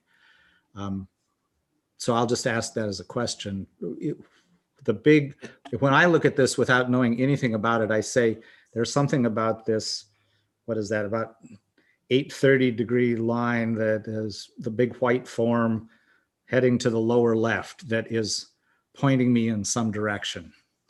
And what is that pointing me towards? Or is that? Yeah, I mean, unfortunately, it's a creek, so it's really not filled up with that much water the majority of the year. It's really for when it floods or when it rains. And it could be that that's just fine that you're looking at then a little bit of a bank and a grove of trees. Right. But I guess I would be clear about that because it seems so directional, that white form. Well, Jim, I think it is that cocoon-like shape at the bottom is the where you pass the labs, you go to that's the exhibition center. There is a sort of element at the end of that platform that is meant to engage the creek.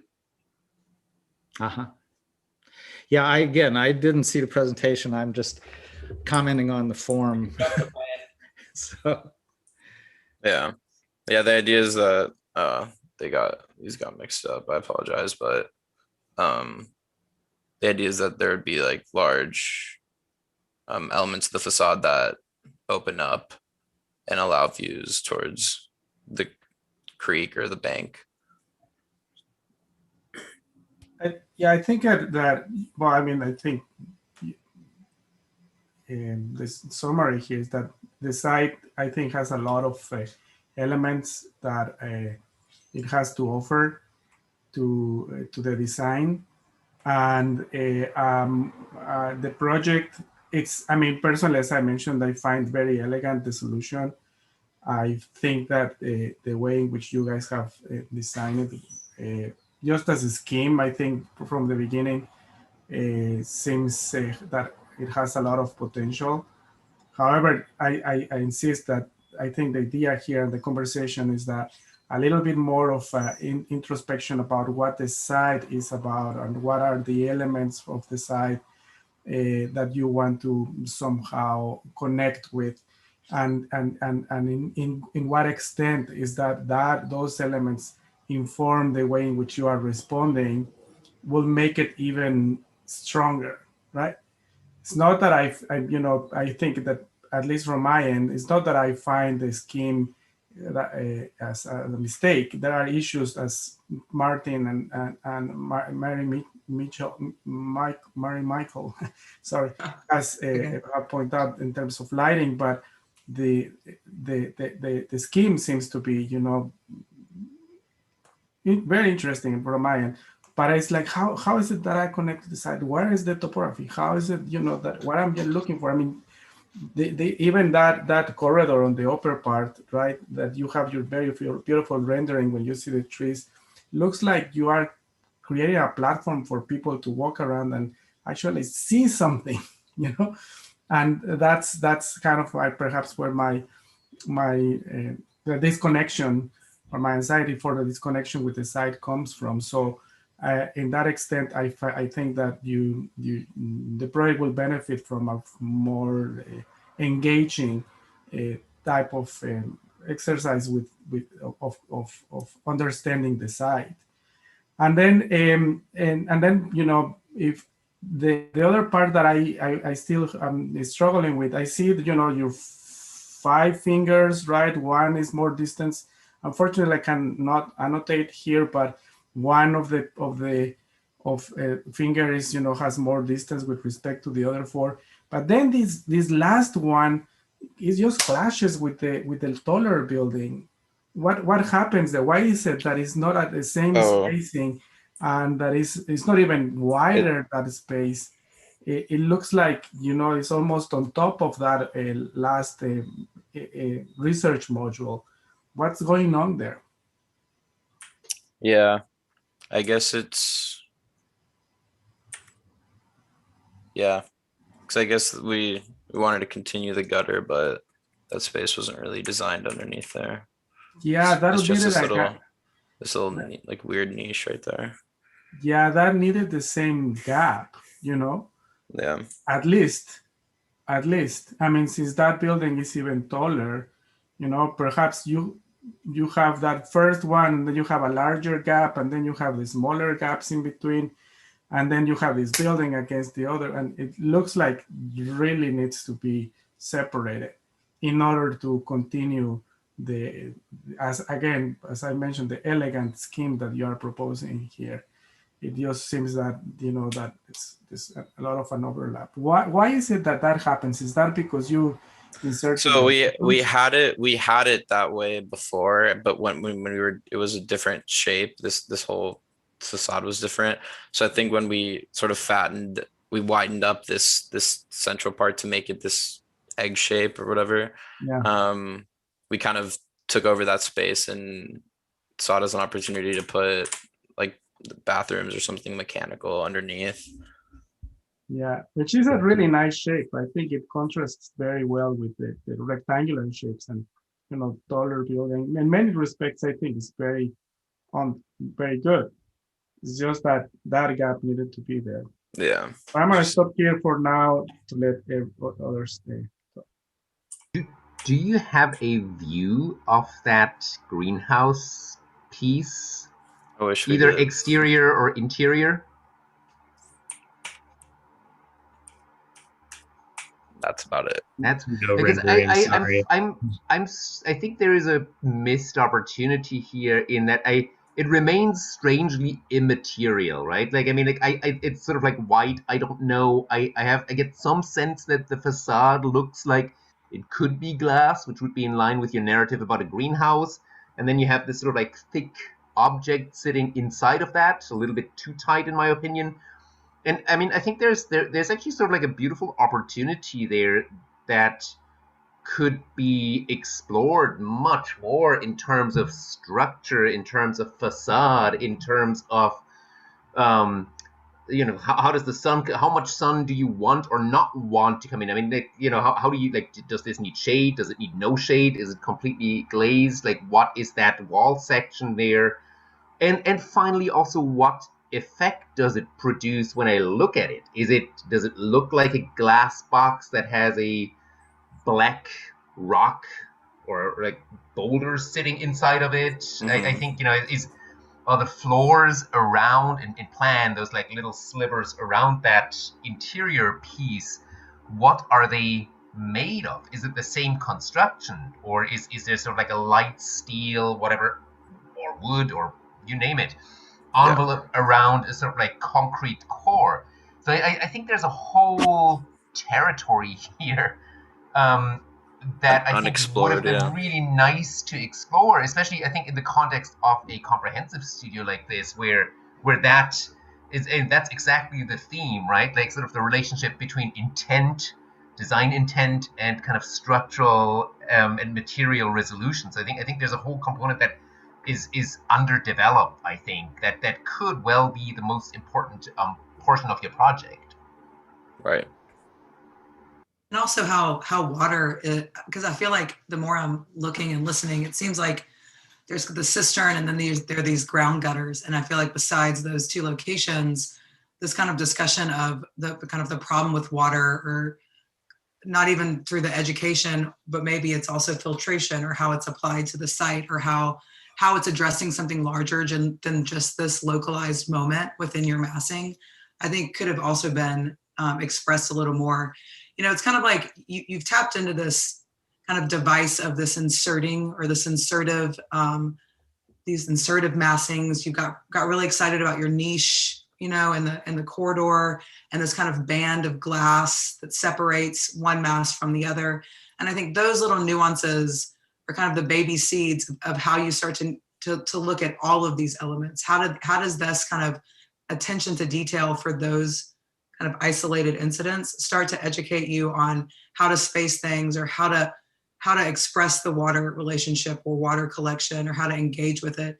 Of course, not having as much information about the larger structure and the cistern and how water is engaging with that, it's harder to discuss. But I think overall, I would like to see more attention to water, or at least kind of a terminus. I know when you were describing the kind of gap underneath, you were just talking about how the ground gutter kind of just ends there. And I think that having that kind of conclusion with some of those moments would be a nice way to kind of tie it all together.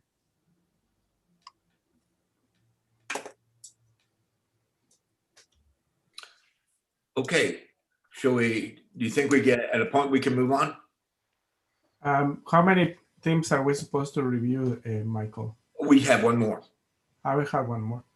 Well, I just had a question about, I mean, I agree with Martin with respect to the potential of this larger building that, you know, has this presence, and you guys have is shown that it has some layers. What if you can just, looking at the plan, what are your thoughts about it? What is it that you envision for that building, and how will that work? And also, but mostly from the material point of view and the structural point of view, are those central elements that have this curve, like structural cores? Are we seeing those dots there? Are they supposed to be some columns and some or is just the structure or the curtain wall? What is it that you guys have?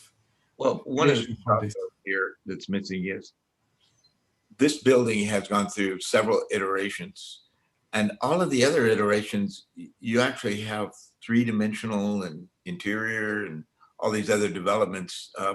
Is it because you guys changed things so much that you didn't do that here? Yes, I mean we had big plans. It just didn't come together.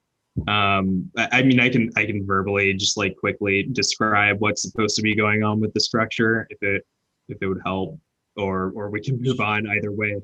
But no, I think that you guys have gone through the process and the effort, and this is the moment for you to talk about it, right? Yeah. Perhaps I'm curious. I mean, perhaps there is. I mean, the good thing. Ideally, we would like to see the evidence, right, in drawings. Right. Because that's what this is about. But we are giving you, at least I am, I don't know if everyone agrees, to give you the chance to talk about a little bit more. Yeah. So the cistern down below would be like a big concrete load-bearing element, and then there would be this really thick steel framed floor that sits on top of this and cantilevers out over the edge of the creek. And then there would be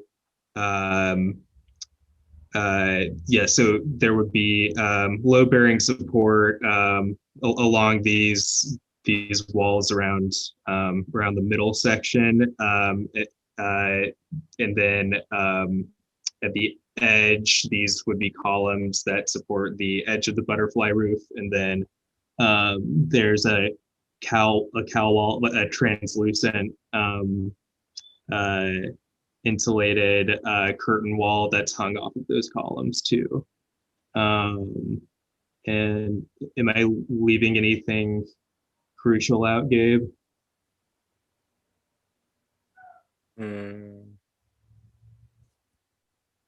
Okay. I think that's it. All right. I think you're missing at least two sections in the project. I think one section would be, and I've been thinking that earlier on, is the long section through all of these pearls or beads on a chain. And I mean, I think that section would probably make me ask the question whether that site is really that flat in the long direction, or whether those pieces actually kind of like move up and down and sort of like add an additional degree of potential good complexity to the project, whether they all have to be the same height, or maybe it's like subtle differences, maybe it's big differences, I don't know. And the other section is I think the section through the long, like the long section through that sort of greenhouse piece that shows the cantilever and how it sort of like engages the site below. I think those two would have been really, really helpful to sort of understanding the project a bit better.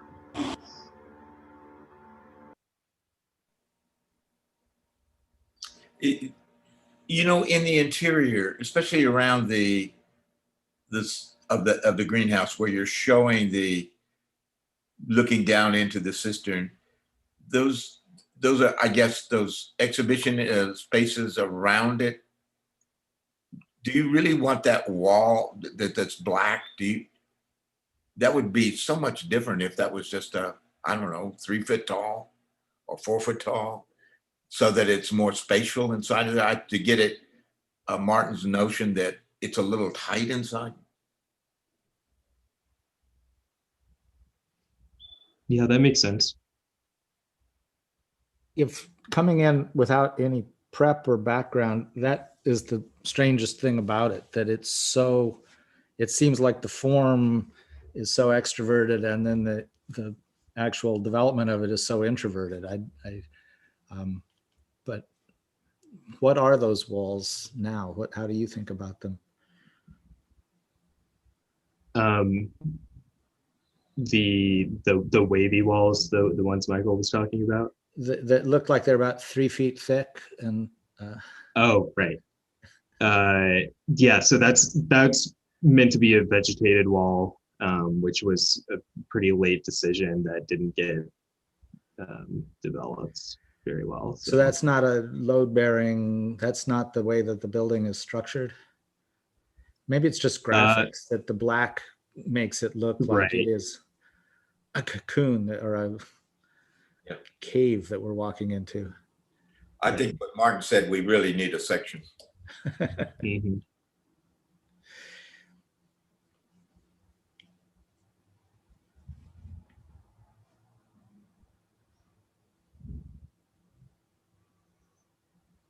Okay, well then shall we move on? Thank you, guys. Okay, Andrew and Pana, I think you guys are next. Yeah, that sounds good. I'll share my screen really quick. And by the way, we're right on time. Perfect. Yeah, I apologize again for being late, everybody, but nice to meet you, Martin and Benjamin and Maria Michael. Likewise. Nice to meet you. Nice to meet you.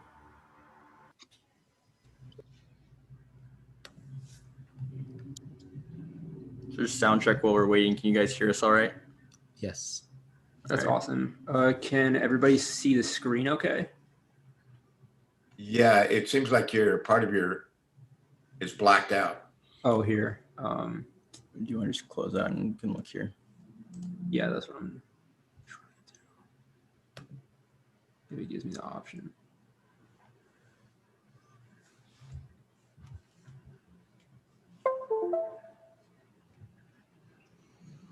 All right.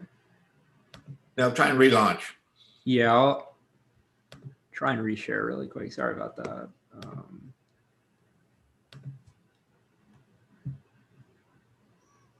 Maybe if you just share the tab on the screen. Yeah.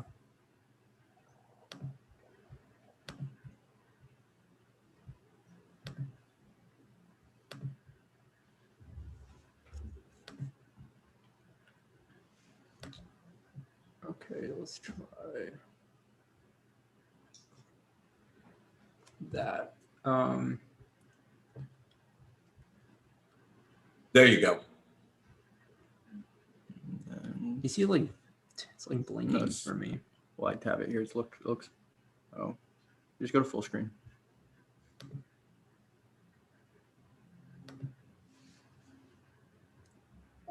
Yeah, I see it blinking. Dang, this is so embarrassing right now.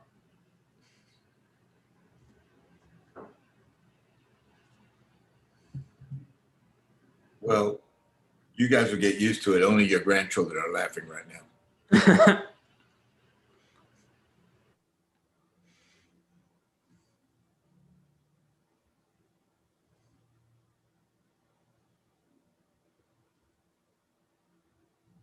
I feel like everybody has become pretty thick-skinned in the last year with things not really working out. So I would not worry about that. Them out of the Zoom. So Sure. not sure if it's. Should I just go to the concept board and share that? Yeah, I think we're gonna have to try that.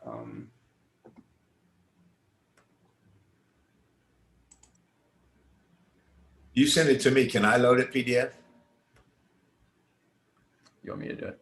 Yeah, bro, that's what we have to do. Sorry about that. That's fine. It is actually Zoom, so you it is actually on Box. See you I can see it on Box. It's the only All right, file that you guys that. Yeah, pull it up the box. On the Box folder, is the only file. Is this a different program we have to open? No, it's Okay, so sorry about cloud. that. Okay, I now need the it's concept board to present since the PDF seems to be crashing. The computer might be too big. I think all you have to do is launch that. You're in. Are you in? I'll be there just 1 second.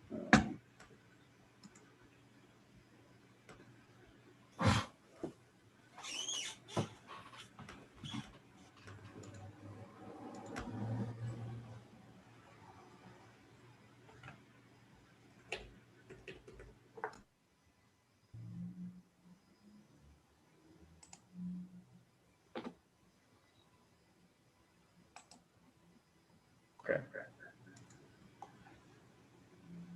All right. Uh-oh, you're on here twice. Yeah. Oh, it's because of my here. Just mute yourself. You need to log out, Andrew, and come back in. No, we're Just good. log out. You're on twice. Okay. Yeah, we should be fine now. Is that fine? You're fine. Cool. All right. So sorry for the technical difficulties. My name is Pranav Subramanian. This is my partner, Andrew Basha. We're Studio BS, and our proposal, the Austin Phil Hydraulic, is a center for water research and education in John Trevino Park in Austin, Texas. Looking at our site, we're sited in John Trevino Park. And some of the kind of important things we were taking into context were the 2 access paths reaching our site in the master plan, the ravine that we're right next to, and the fact that our site is located in some of the lowest parts of the site, meaning most of the site will end up draining to our specific portion of it. When analyzing kind of our specific chunk of the site, we made sure to look at the prevailing north winds, the valley wind conditions created as a result of the creek nearby, and on-site conditions that are pre-existing, such as the existing road, the tree in the middle of our site, and the existing pavilion that we then demolished to make room for our proposal. Before we get into our concept, we included some of the precedent images that we looked at while designing, but Andrew, you can flip to the concept now. Yeah, so the primary problem here, the Colorado River is the most fundamental landscape physical feature defining Austin, right? And to think that parts of that could start to run dry, if not the whole thing eventually, because of our overuse of water and mismanagement, is sad for the cultural history of the city and our future longevity. So it's kind of like, tell me there's a water crisis without telling me there's a water crisis. How do we get people inspired to do something about it? We all think about water a little bit, but not enough, right? And so our goal, I think, here is to make water no longer a thing of second nature, something that you really experience and something that you don't take for granted. And we need to do that through inspiration to have an effect. So our solution to this issue, like Andrew was touching upon, is to propose an architectural beacon for the city of Austin that seeks to educate and inspire the population to incorporate sustainable water practices in the future.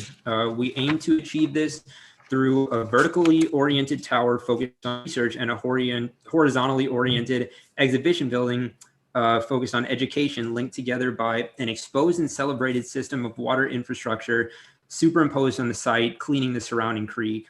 The building dramatically expresses traditional water conservation methods such as rainfall collection, as well as more unique solutions like condensation collection to exemplify resiliency and adaptability in the face of Austin's water crisis.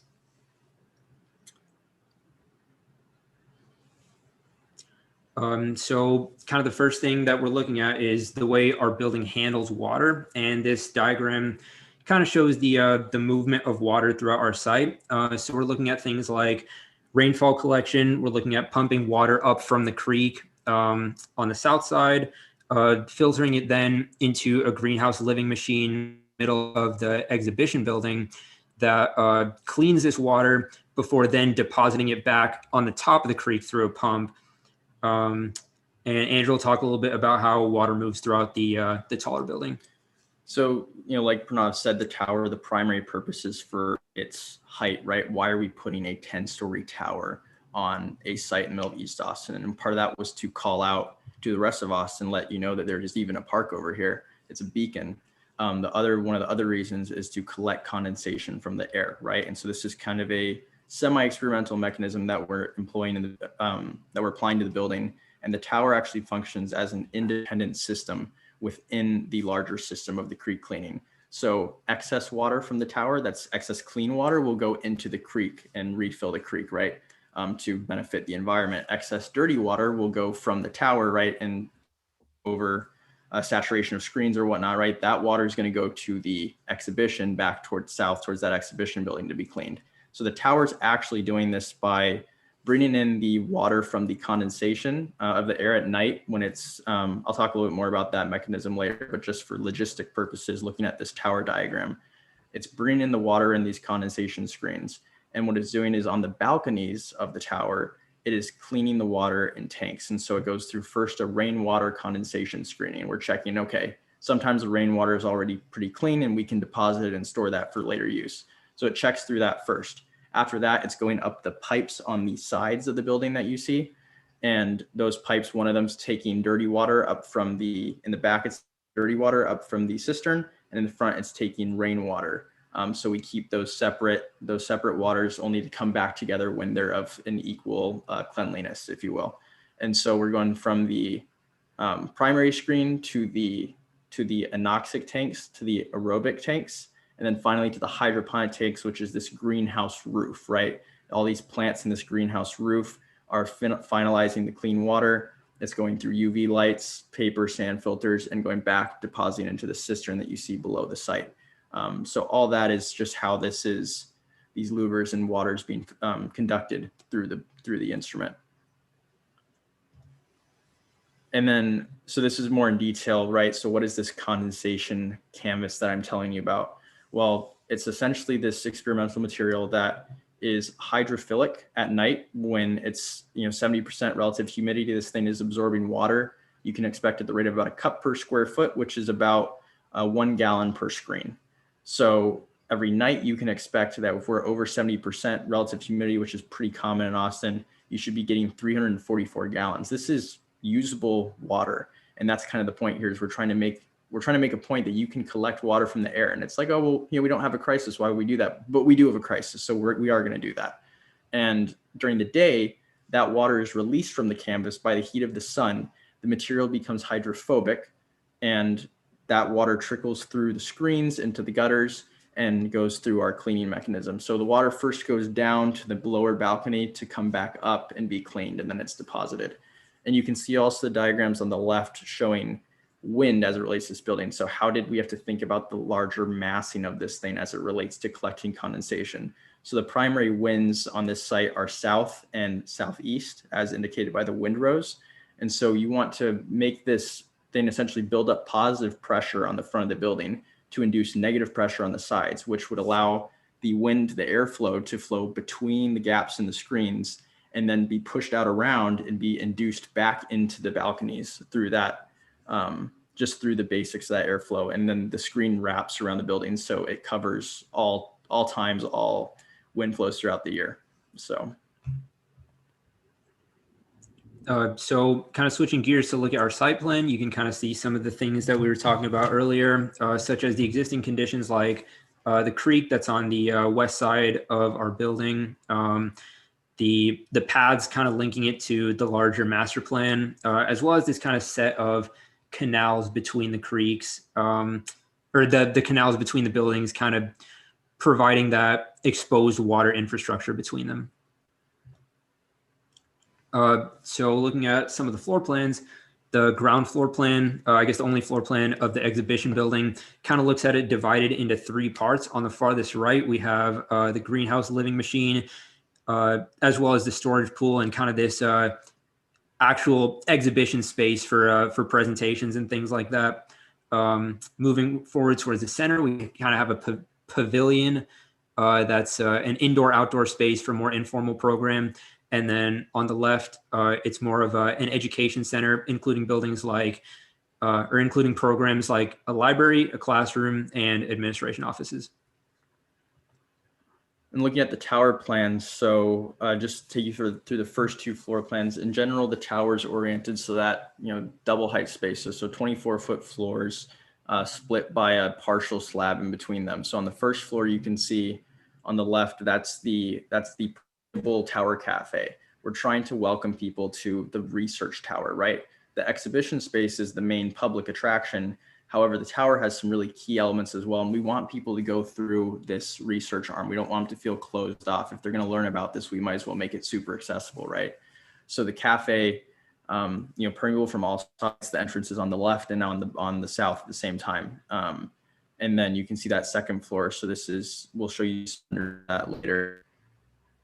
Then this is the typical floor plan for the labs. So there's 6 labs in the building grouped in 2s based on kind of how they relate to each other in terms of water quality. So like the rainwater and condensation labs are on the floors that are floors 2 and 3, right, where the rainwater screening is. But you can see in the labs, you generally have the offices on the right or left side, it alternates, and then the more open working space. I should have mentioned earlier that all the circulation is pushed towards the back. So your two stairwells and then the 2 elevators, because we don't expect everybody to climb up this building. And then there's also a break room on every floor where the bathrooms are in the back as well. And just skipping ahead to the top of the building, right? You have the 9th floor, which is all about office admin. That's that kind of meeting. And there's an indoor viewing deck there.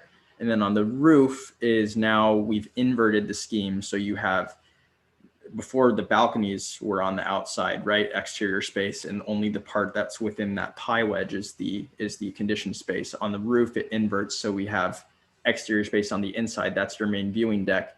On the outside where the balconies are now becomes enclosed, and that's the greenhouse. So we included a fire plan with 2 means of egress from every space within the building.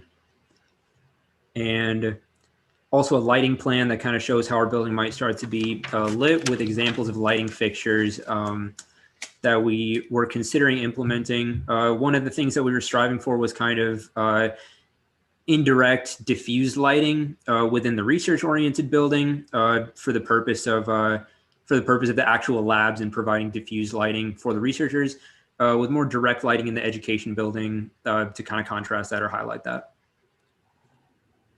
And looking at the HVAC and radiant cooling plans. So essentially the radiant cooling and heating system is what is managing all of those loads in the building. It's supplemented by a fresh air duct and energy recovery ventilator system.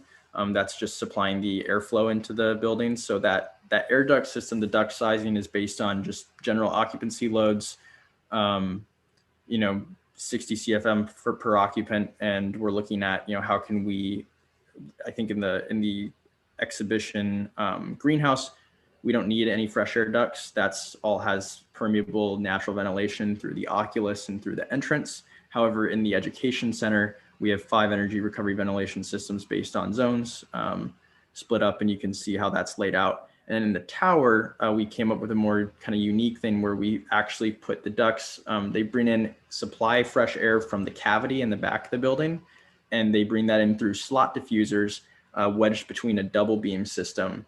And we'll show you that in the details, but that's kind of how the fresh air works. And then with respect to radiant cooling, we went through general, coefficients for space heat exchange to kind of determine that, but just some rough numbers, 12,000 feet of tubing in the ceiling on the exhibition, or in the floor and ceiling on the exhibition education center. I think 5,000 feet of tubing on the ceiling in the exhibition greenhouse, and then the floors and ceilings have them in the tower as well. And that's about 7,000 feet per floor. And you can see all the calculations for that. What does that mean? Is that a lot? Is that little? Is that not enough? I don't like, what do I do with these numbers? Well, sorry to interrupt. I just want some qualitative statements. I'm just expressing how much length and tubing, I guess, you need to create to get the cooling load and manage the heating load of the building. So what I think they're trying to say is they size the system, which is all good, but I still want some sort of quality judgment. Well, the quality judgments is how does it match up to the heat and cooling load? So that all shows up in the capacity as we can talk about it. Sorry to interrupt. No worries. I appreciate the question. And then with the exploded axon of the structure, this is the primary structural systems we're using. So the tower is a rigid steel frame structure, and that is continuing up. That's supported laterally by the shear cores of the elevators. And then that is supplemented by steel reinforced mass timber columns on the outsides that are supporting the balconies.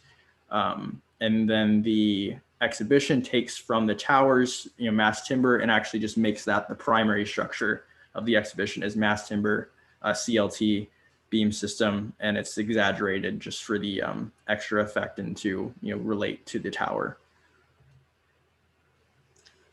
So the sections kind of starts to look at some of the spaces that we discussed earlier in the plans. The section through the exhibition cut directly in the middle of it shows some of the spaces that we were talking about earlier, such as that greenhouse exhibition space, the interior exterior pavilion, and the more education-centered space. And we also pulled out a perspective section from one of the labs where you can kind of see some of that double height floors that splits up the labs that Andrew was talking about earlier.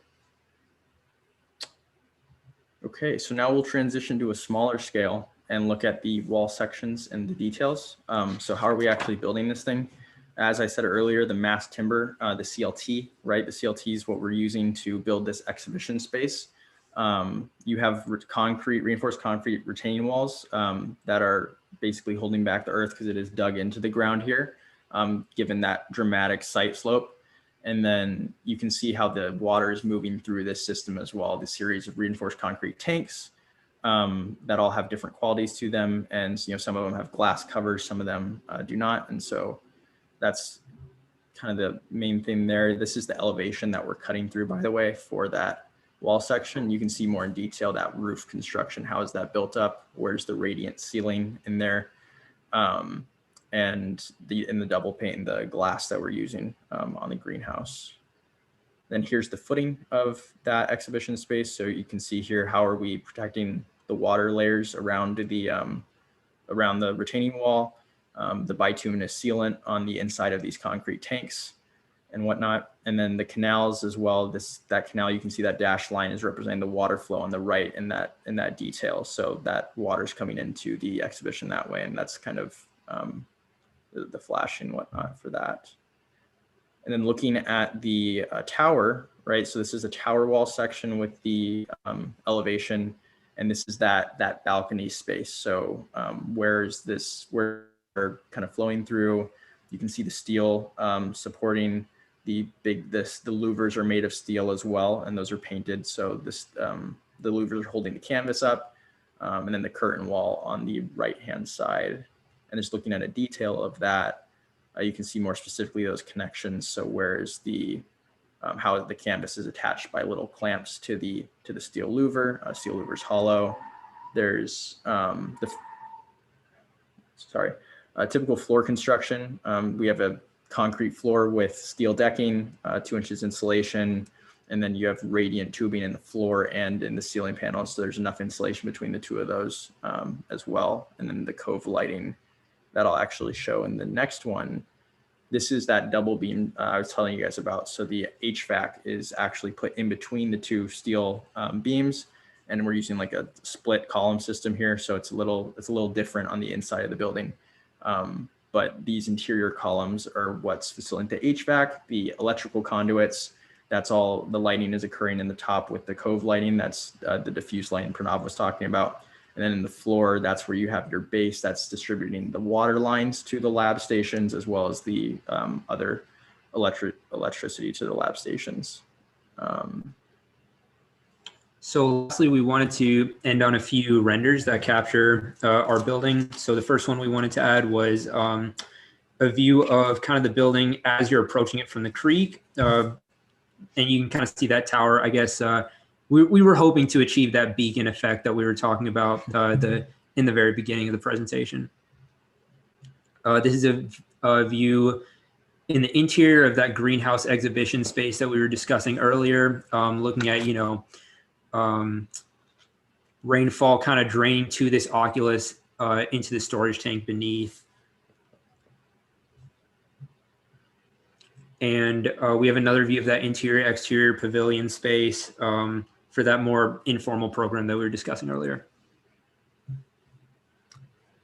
Then here's an east elevation of the tower, just a moody kind of morning glow of this building, so you can kind of understand the scale as it relates better to the exhibition and the trails that are around this, the hiking trails that connect into the site. This is the cafe floor. So again, that permeability, the natural light, natural airflow through this space. This is supposed to be that kind of welcoming to you want to feel like you're allowed to belong in this research center, and allows you to explore further throughout the building. This is the balcony. So, this is where the scientists can go test the water quality. They can observe the water cleaning process and those elements. You can see how the louver screens end up showing up on this.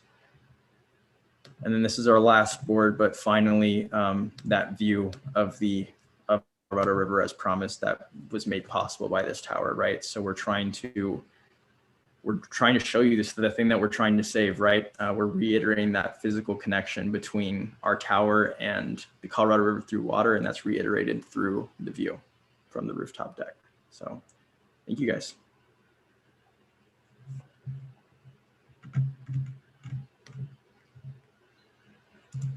So now, Martin, you were trying to say. Okay, so I was just well, I don't know if I should start with that discussion, because I think I'm trying to get at you at a very high level here. Obviously, I think you have a beautifully represented project. I think you've talked about like your details, like it's very complete. So I just want to sort of like commend you on that, like before I lay into you. I think so. Everything that I'm going to say is at a very, very high level, because I think the project is complete enough that we can actually sort of like talk about these things, and like I don't have to sort of like talk to you about like how to do this detail and so on. Like so I think that's a good thing. That's a compliment. If I want to play devil's advocate, I could say that I would be able to build you a building that has half of the tubing in there. That's what I was getting at, right? Like, what does that mean? You're able to hide behind numbers. You're able to hide behind the completeness of your project and avoid making a real statement that is about the quantity of what this project is actually achieving. I could argue that I'm able to build you a project that has the effective same square footage on the same site, that uses a quarter of the technology, that may not kind of retrieve as much water as you do, but that, if it comes down to the overall carbon balance, is probably coming out much better than your project. No, that's absolutely true. And that is a good point. But of course, like we talked about in the beginning, we were hoping to kind of inspire and educate with our building and kind of have it serve as more of a beacon. For that reason, we felt like that was just the way we wanted to approach our design. But that's definitely makes sense. Yeah, Let me by the scale, right? So that's part of that. Let me ask both of you all, and Martin as well. I'm going to use a Joe Biden quote, I think, which is scary. which is, he said, if you want to make big changes, you have to have a big idea. So I guess they've made this thing sort of like a match striking machine. I will agree. But do you have to do that to get people to make the kinds of changes? Who are you asking? Or are you just trying to, guys, just show off technology here? I mean, I think that what we said at the beginning, right, is we believe that we need to inspire people. Tell me there's a crisis without telling me there's a crisis, right? And part of that is making this tower needs to come up out of the ground. This is far away in East Austin. The morning fog, you might not even see this thing unless it's tipping out above, you know, the top of the trees. And so the idea is Austin is over here where all of us are. And that's, you know, we need to be able to connect to that side of Austin too. And so that beacon allows us to be able to see that. And once you're there, it is equally awe-inspiring. You know, this thing needs to get traction of people. And how else are you going to get people to this park to come look at it? I mean, they're not reading our daily articles, right? They're reading the news, and we want to see this thing, right? So this thing needs to get attention.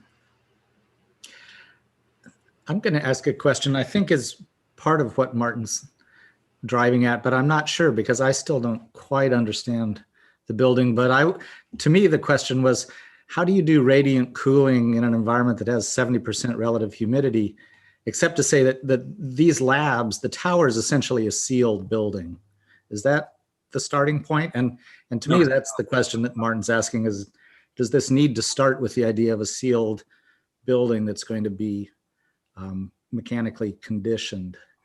Well, I would say the answer to your question, Jim, I think is just to sort of do that, but we'll let the students talk about it. But it's a variable radiant system.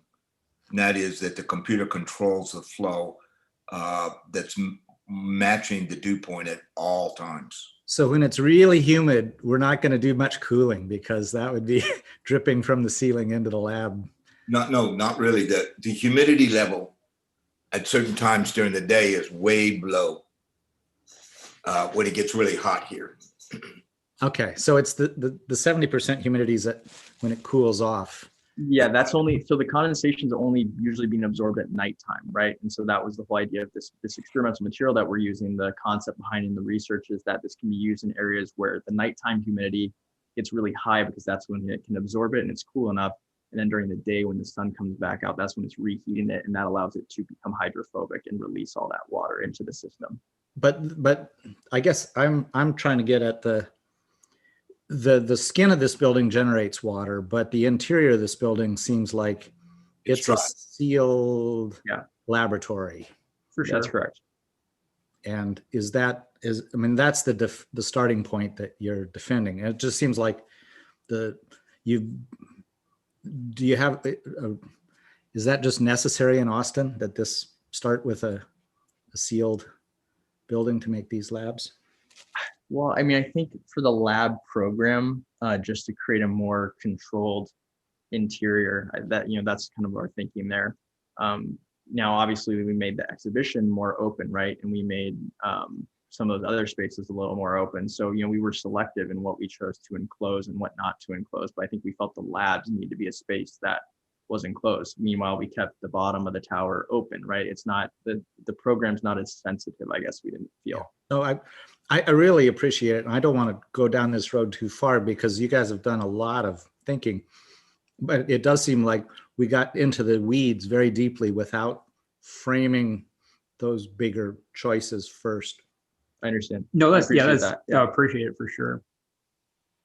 I think maybe also as a follow-up to my sort of like starting this whole trajectory, I think I'm willing to suspend my disbelief and talk about your project, and really accept the narrative that you and I think Michael, you're also like on board with that it's a sort of like showcase thing. Although I have to be honest with you, I find myself increasingly coming down on the other side of that narrative. I think architects are doing enough things that sort of are showcases for what things could be, and very few of them actually do anything. So like the longer I'm in this business, the less patience I have for that. And like I just want good background buildings that are well done. but I'm willing to sort of not go too deep into sort of questioning the very basic assumptions of your project, and actually sort of talk about your project with you. I think that's just like, you know, I think sort of where I stand on that. Like a sort of consultant once said something that I thought was actually really smart, and he was like, actually, it was a mechanical engineer. And he was like, sustainability is not really about the stuff that you can put into a building to make it better, but it's about the stuff that you don't need to put into a building. And I think that's sort of what I try to go by. To sort of switch gears a bit, maybe. I really like formally the division into sort of like the sort of flat element, the piece that's sort of like the roof element, and the tower. I mean, that's sort of like a very old classic theme in architecture, right? That's sort of like to gather and to sort of mark the presence, like those two components. You have that in religious buildings, you have that in sort of like institutional buildings often. Could you just talk a bit more about that decision and how those two elements kind of relate maybe to the site? To sort of like get away from the whole sustainability debate a bit more into the architecture? Yeah, for sure. So appreciate that, Andrew. Could you bring us to the site real quick, and I'll talk about it there. So yeah, that is, you know, the like, I guess the dichotomy between a tall building and a long building is something that Andrew and I were interested in from the conceptual stages of our building, just because of the relationship between the two buildings. One of them is kind of more research focused. One of them is kind of more education focused. So we almost looked at the buildings as like one having an artistic personality and one having a scientific personality, and that was just kind of the way we imagine things moving forward. And the way we placed them on the site was through the use of a radial grid, which is not necessarily as apparent in the building as it is apparent in the site around it. That kind of helped us position and align the buildings in relationship to the paths and canals around them.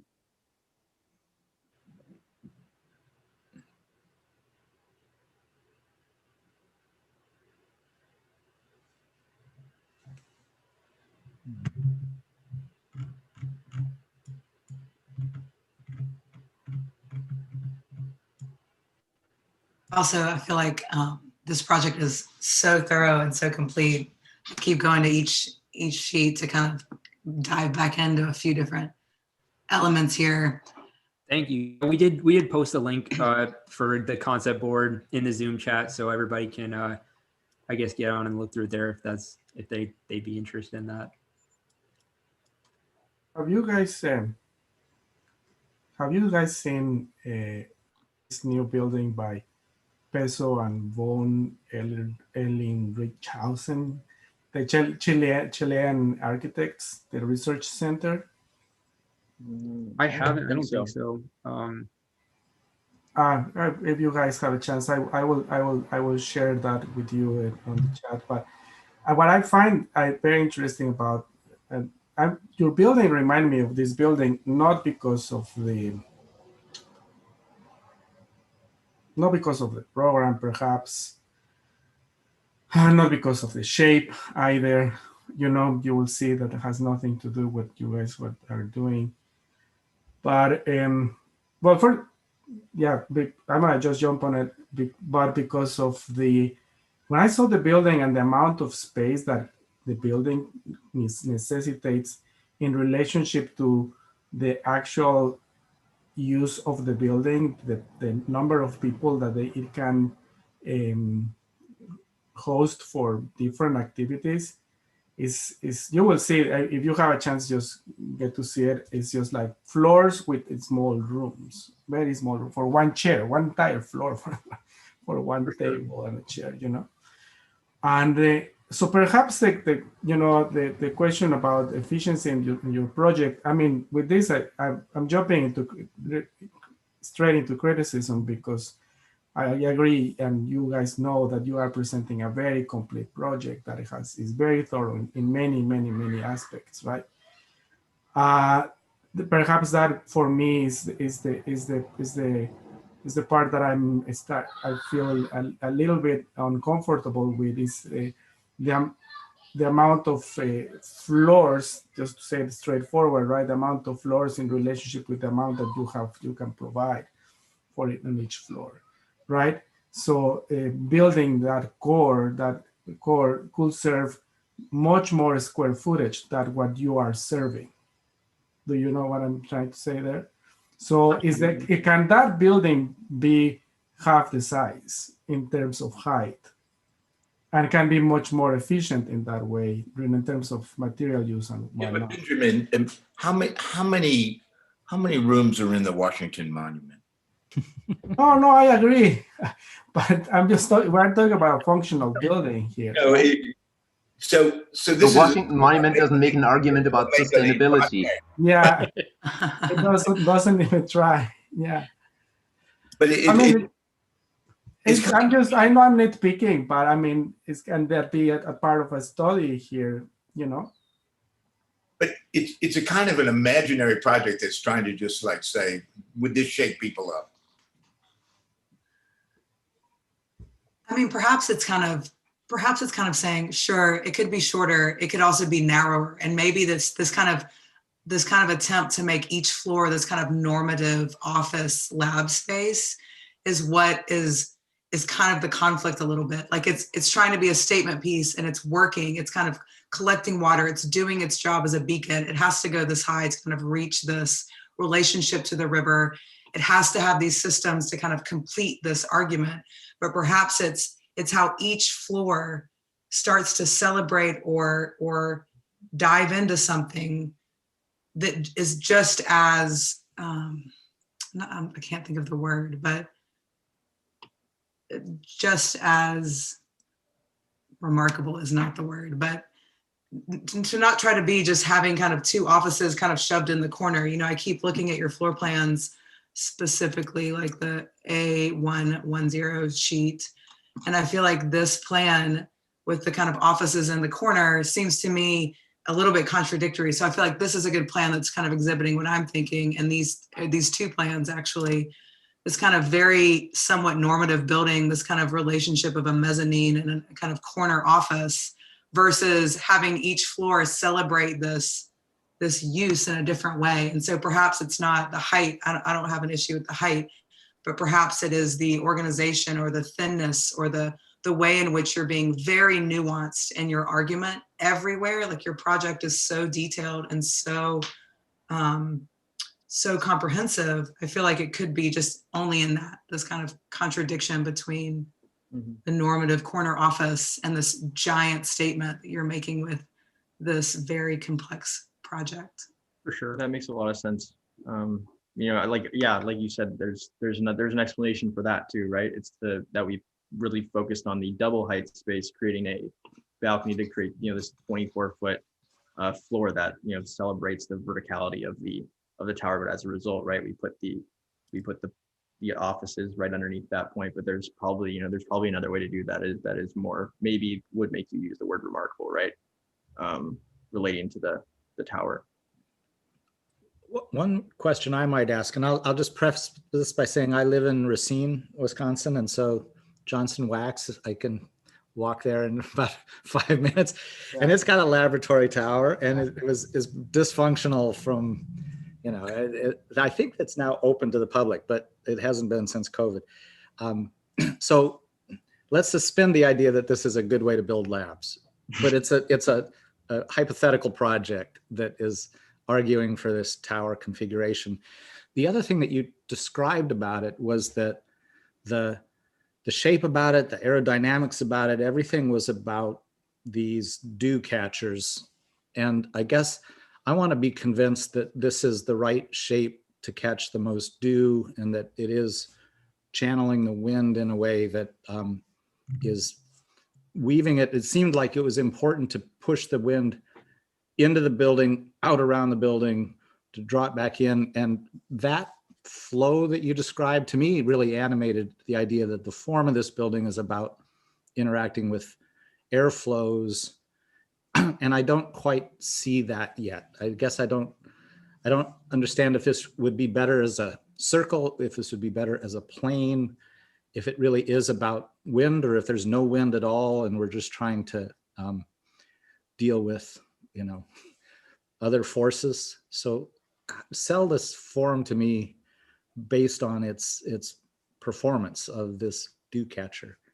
Yeah, so I mean, obviously both forms are looking at how can we respond to the way that we're collecting water, right? And so the rainwater roof being very dramatic in collecting or getting that water to the oculus and to the other collection points. But in the tower, right, we're dealing with we're dealing with the wind. We can't see the water. It's and so this diagram in this board that I have shown is really looking at, okay, if we can allow that wind to primarily go and hit this main curtain wall of the building, and then it will flow to those pressure walls Can that you are show one on. with your cursor?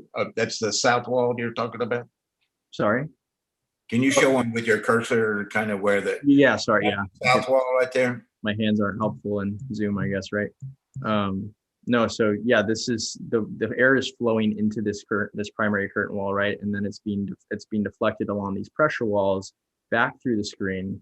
And then because we're building up all this positive pressure, right, that's inducing the negative pressure. So it allows the air to flow back through. But in general, just wrapping the building in this condensation screen allows for it, if the air is coming from the east or west, which is less common, but if it does come from that direction, it's going right through the screens. Like maybe you could have oriented it so that the whole thing was facing south, but this allows us to go through the screens once and always allows the rest of the form to be functional at all points in time. Is kind of the concept. Your little arrows don't go back in, but to you that's critical in the performance. That they should go back in. Yeah. Maybe another follow-up on I think, Mary Michael, you commented on the inefficiency of the floor plans. Are the other tower floor plans basically all the same, like this sort of alternating kind of mezzanine space? Yes. And then there's just stacked up. How does that relate? Is that exactly the square footage that you were given as a program? How does that relate to the kind of lab program that you were given? It is close to the square footage that we were given for the lab building. Okay, that's good. I mean, maybe one suggestion, and I promise I'll try to be constructive from now on. Is that I feel rather than seeing that as a sort of enclosed, conditioned space as a whole tower up, you could push back on the program of what constitutes a lab space, and actually argue that some lab spaces may have to be enclosed, but maybe that's just the first 3 floors. And then above that, it becomes the tower itself like holds all kinds of like lab instruments that have to do with weather, or I don't know what other sort of things you could invent and push back on the program of a sort of like enclosed lab space to enable something that may actually be beneficial when it's sort of like high up, because it measures certain kind of atmospheric data. I don't know. Mm-hmm. And therefore it actually becomes something that's still technically a lab tower, but it is not a sort of like lab that has to be conditioned where you sort of like work on. I don't even know what people would be working on in there, right? Like, and you have this outside the balcony where you sort of like talk about the sort of like testing of the water qualities. So I feel some pushback on a given program here could maybe also have sort of helped you with the kind of dilemma of both the sort of like enclosed and conditioned space that is then very sort of inefficient on the other hand, but at the same time maybe even strengthened the argument about the tower being sort of like a performative science device, not necessarily a building. So are you almost suggesting like that more mechanisms be employed in the tower? Is that kind of understanding? Yeah, I mean, like you're inventing a lot of things in this project. So like, just invent a couple more sort of measuring stations. There's like, there's a lot of like weather stations and stuff. So I'm just thinking like go a bit further in making that not a building. Yeah, I totally agree. I feel like that's exactly what could start to give this that next level, right? That it's not trying to be like a lab medical building inside of this really experimental shell. It's actually you're experimenting with program. That program is then creating these spaces, these sectional and planned spaces that are really specific, super specific to that program instead of general floor plates. Of course, with a tower, there has to be efficiency of stacking and constructability. But I think that Martin's idea of just further pushing that envelope in terms of what is a lab, what is program, and what does that space need to be like for this lab that we're creating, and how does that then impact the relationship it has to the balconies, which of course then relates back to the system and the curtain wall. For sure. I have I'm about to take water on your mouth. a question Shotguns for you only. guys. Did you ever thought about, I mean, because another part of that folded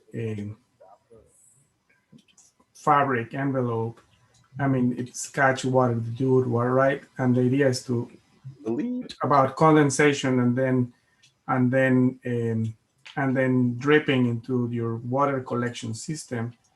But the other question is if you ever thought about having those that envelope to get to stay wet, right? Or somehow keeping I it fell wet again for in the cooling water. purposes. Gabriel, can you mute yourself?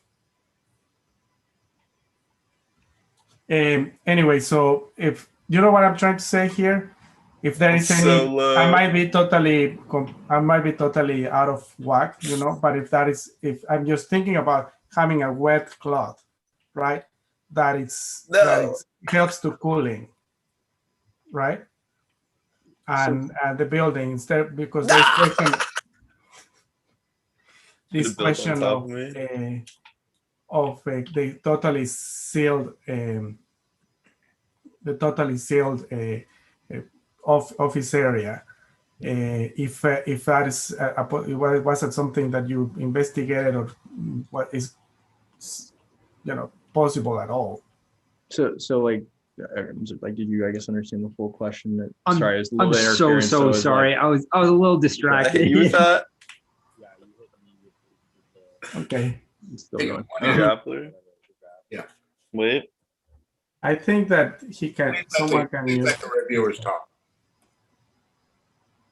Okay, yeah, we're good now. So you're essentially getting at, like, I guess, could we think about another way is like if water really stayed in the building in this kind of saturated form on a surface? Is that kind of Yeah, exactly, and then used for cooling off the air inside of the structure.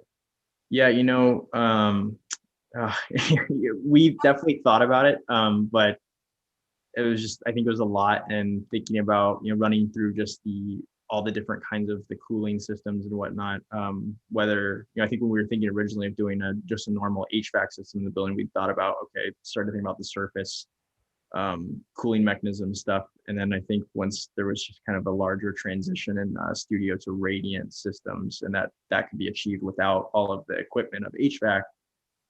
We kind of thought that, maybe we'll go that direction, but we might have turned a blind eye to an opportunity with using the water for cooling purposes. I think it's just that we're trying to get the water back into the building and collect and store.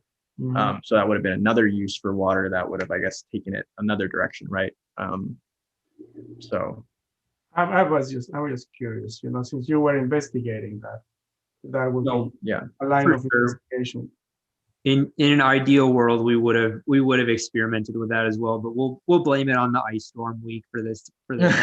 Yeah, we had one concept where it was using these evaporative cooling gels that would actually absorb the water and release it to be cool, but we just couldn't find a way to employ that on the site that really that like looked good and was kind of had the same I think awe-inspiring effects that this stud did. So that we ended up going with the louvers and the condensation screen material because of the shading benefits of that on a larger tower, as well as that kind of double impact, I guess, that could have. Let me ask a question. The two buildings are maybe the opposite of each other in some ways. Um, what does one work without the other? I know in your scheme it does not. And one's a depository of water and a cleaner of water. The other's a catcher of water. So that's very clear in the diagram. That doesn't mean that it couldn't have been done in one building. You made the buildings very specific, and the composition of them was sort of, as I think you said, shock appeal in some ways. So my question is that why did you make it 2 buildings instead of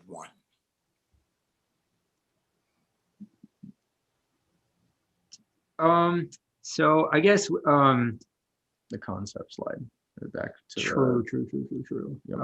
Yeah, let's go. like traditional versus.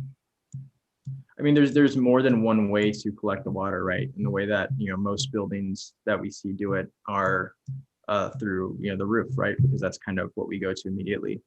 And I guess what we're trying to do is say, like, yes, like we can still do the roof, and we can exaggerate even that roof concept a little more, that traditional mechanism.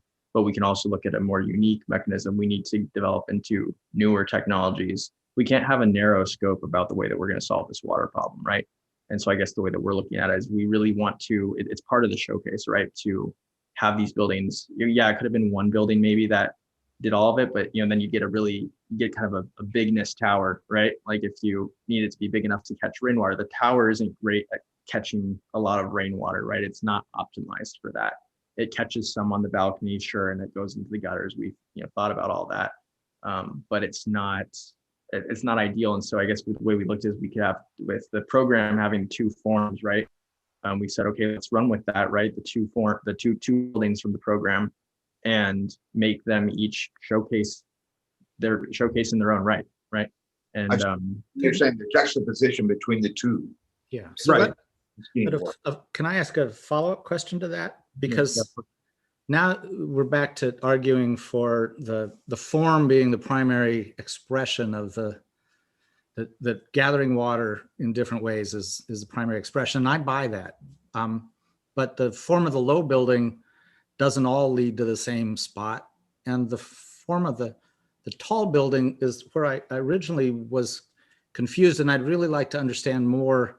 It seems like you're talking about a process that is collecting water, and that water is dripping down, heading down, but that the building itself is trying to push that water back up through a series of internal processes and have it come up on the roof as the end point. And it's that the sense of the flow of the water that doesn't actually feel expressed to me or clear. Even in the renderings of the balcony, the curtains go back below the level of the pool. So they're clearly not draining into the pool. So how is this actually shaping and celebrating the flow of water? And am I right that you were describing it as being pumped up from floor to floor? Yeah, you're absolutely right. It's going down, and then like it's going down in the I'm using the same in the condensation streams, right? It's going down with those to the point where it can be tested, and then it's getting cleaned as it's going up in the balcony. So this whole exoskeleton is that greenhouse living machine that was originally suggested with this studio, with this project as a piece. And we really embraced that greenhouse living machine and said, well, half of it's not even a greenhouse, and so we can put that stuff on the balconies and allow the water to actually continue to go up. And so I guess where you see it, right, is you see the cleaning mechanism, and then you end up you see the collection mechanism and you see the cleaning mechanism. But what you're saying is like what happens in between, right? So where's the water going? I think this is about flow, and in both ways, that those, if the whole building is a sculptural, exploration of the process, then the process should be really crystal clear in the way that the forms all work. Mm-hmm. We should see that condensate come off of something and drip into something. And if it's going to get pumped from there upwards rather than all collect downwards, then I guess got to figure out a way to visualize that vertical movement too. So I guess it is being pumped through these wood columns that are kind of expressed on the facade. But are you kind of suggesting like you would prefer them to almost be transparent? Pumping water through wood columns that are expressed on the facade? That's the first I've heard about that. Yeah. Yeah. The more you explain, the deeper you dig your hole here with the whole sustainability argument. You're caught between wanting to make cool forms and wanting to argue for those cool forms through performance. I think that's never a good place to be caught. Like, decide on one of the two and you're fine, right? You can just say, like, we wanted to make a cool form and we wanted a tower that is a sort of like lab tower, and we wanted a sort of like gathering space because that thing, I mean, you can argue that in a million different ways. As I said, like, it goes back, like, the two basic elements of architecture, gather and mark. I totally disagree with that. Really? I do disagree with that. But let me finish my thought. You can disagree in a bit.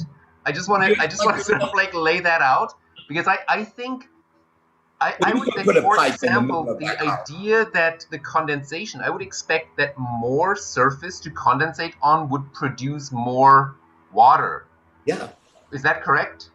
Yeah, but you need so then why not make the whole tower without program and just have condensation fins?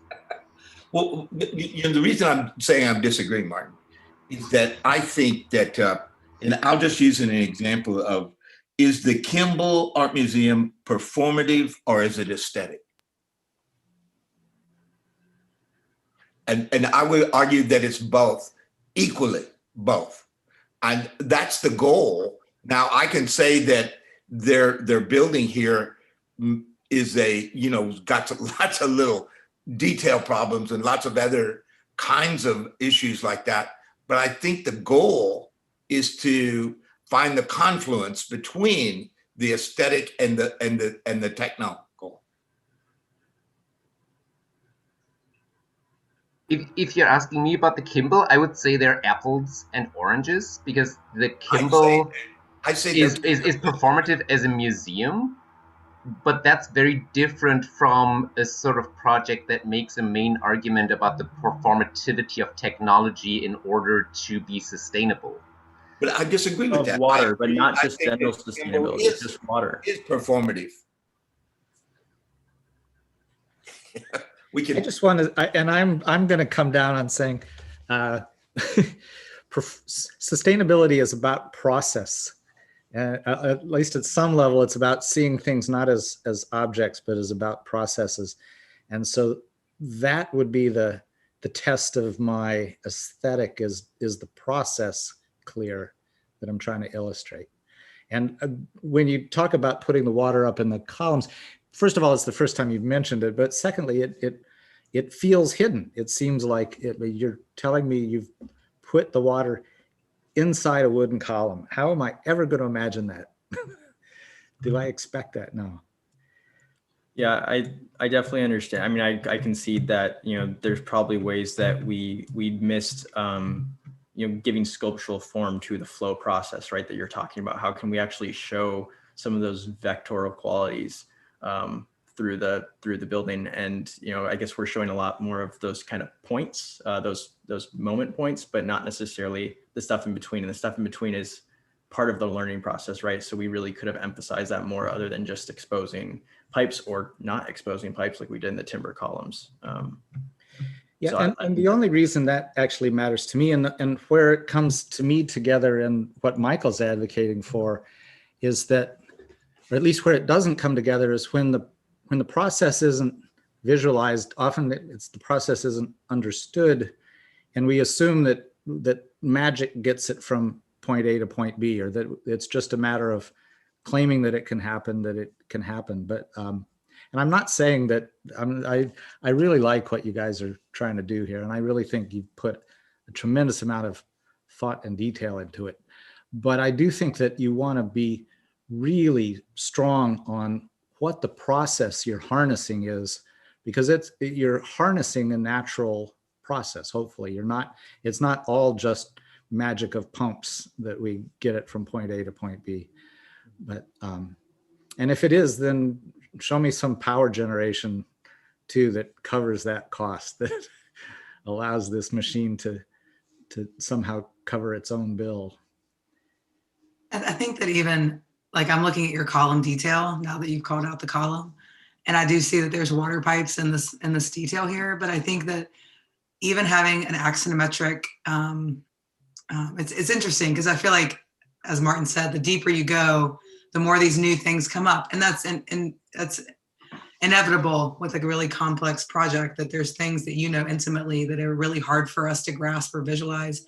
But I think having just a clear axonometric diagram that shows exactly how water is moving through the building, where it's going, and how it's distributed through the whole structure, even if it's just added to your structural axonometric, could help defend that a little bit better.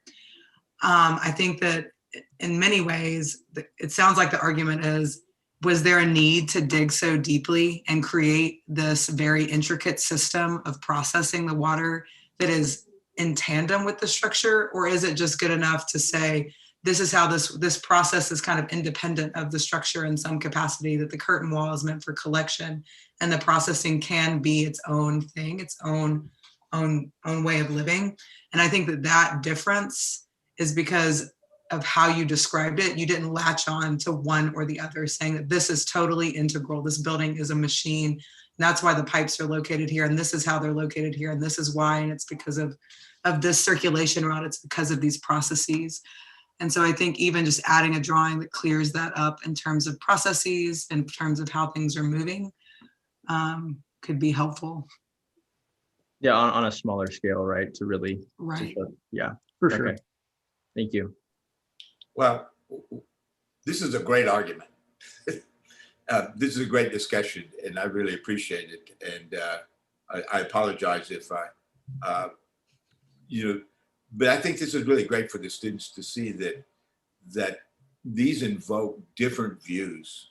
And the important thing I think that we're talking about here is that, again, the sort of flow of water, just like the flow of the sun and the flow of the wind, are really strong design determinants. So with that, I'd like to give everybody a chance to give us a sort of a parting comment, if they will. And I want to say I really appreciate the comments. I think they've been really great. Yeah, thank you, everyone. For sure, yeah, thank you. Yeah, I want to second. I mean, you have a super complete project, and we can talk about that. I mean, we didn't really get into the wall sections and details. I think there are sort of like so many more ways. I think, Mary Michael, you brought up this really interesting point. To what extent sort of like architecture and structure are sort of like coming together as one whole holistic system that covers it all, like including the water flow, or to what extent they can actually be separated. And there's sort of like, okay, there's a building that has a structure that has a space, and then there's this other layer that's overlaid on top of it. Like, I think that's a whole other interesting point. But it's nice to actually sort of like come to a review at like 3 p.m. for the last session, and then actually find yourself with the last project of the day in a moment where you actually care about what you see, and you may not agree with what you see always, but I think the projects, I think, sort of hits at something that I think is really, for me, sort of like an important discussion point, and that I think got me out of my reserve in order to sort of like actually make an argument and put my cards on the table of where I stand, and you do the same thing with the project. And I think that's only possible because it's very complete, because otherwise we would have been talking about, what's wrong with your plan diagram and so on. And I think I'm actually thankful that we didn't. So that's good. So yeah, I think it's a very good and complete project. I think for especially for this studio, I think it's nice to see. Thank you. Yeah, of course, I think that I agree with Martin, and I think that there is another layer of water that you guys are addressing that we also didn't discuss, which is the presence of water, the celebration of water, if you will, the poetics of water, right? There are so many things that can be done with water, with a building, exactly. And I think that you guys have addressed both. You not only the aspects related to, the technical aspects of the water, and of course with the flow issue that James is pointing out that can be improved. But I mean, so many interesting ideas here or experimentations that can be done. But also that part, those moments where the water is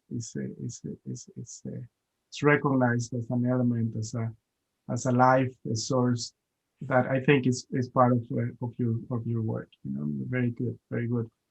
I can see clearly how you put all your energy, especially thinking about detailing on those on the tower. It's totally credible in terms of the elements and how it is put together. The shorter building needs some work, right? But of course, you guys, that's so far you can actually get, right? I see those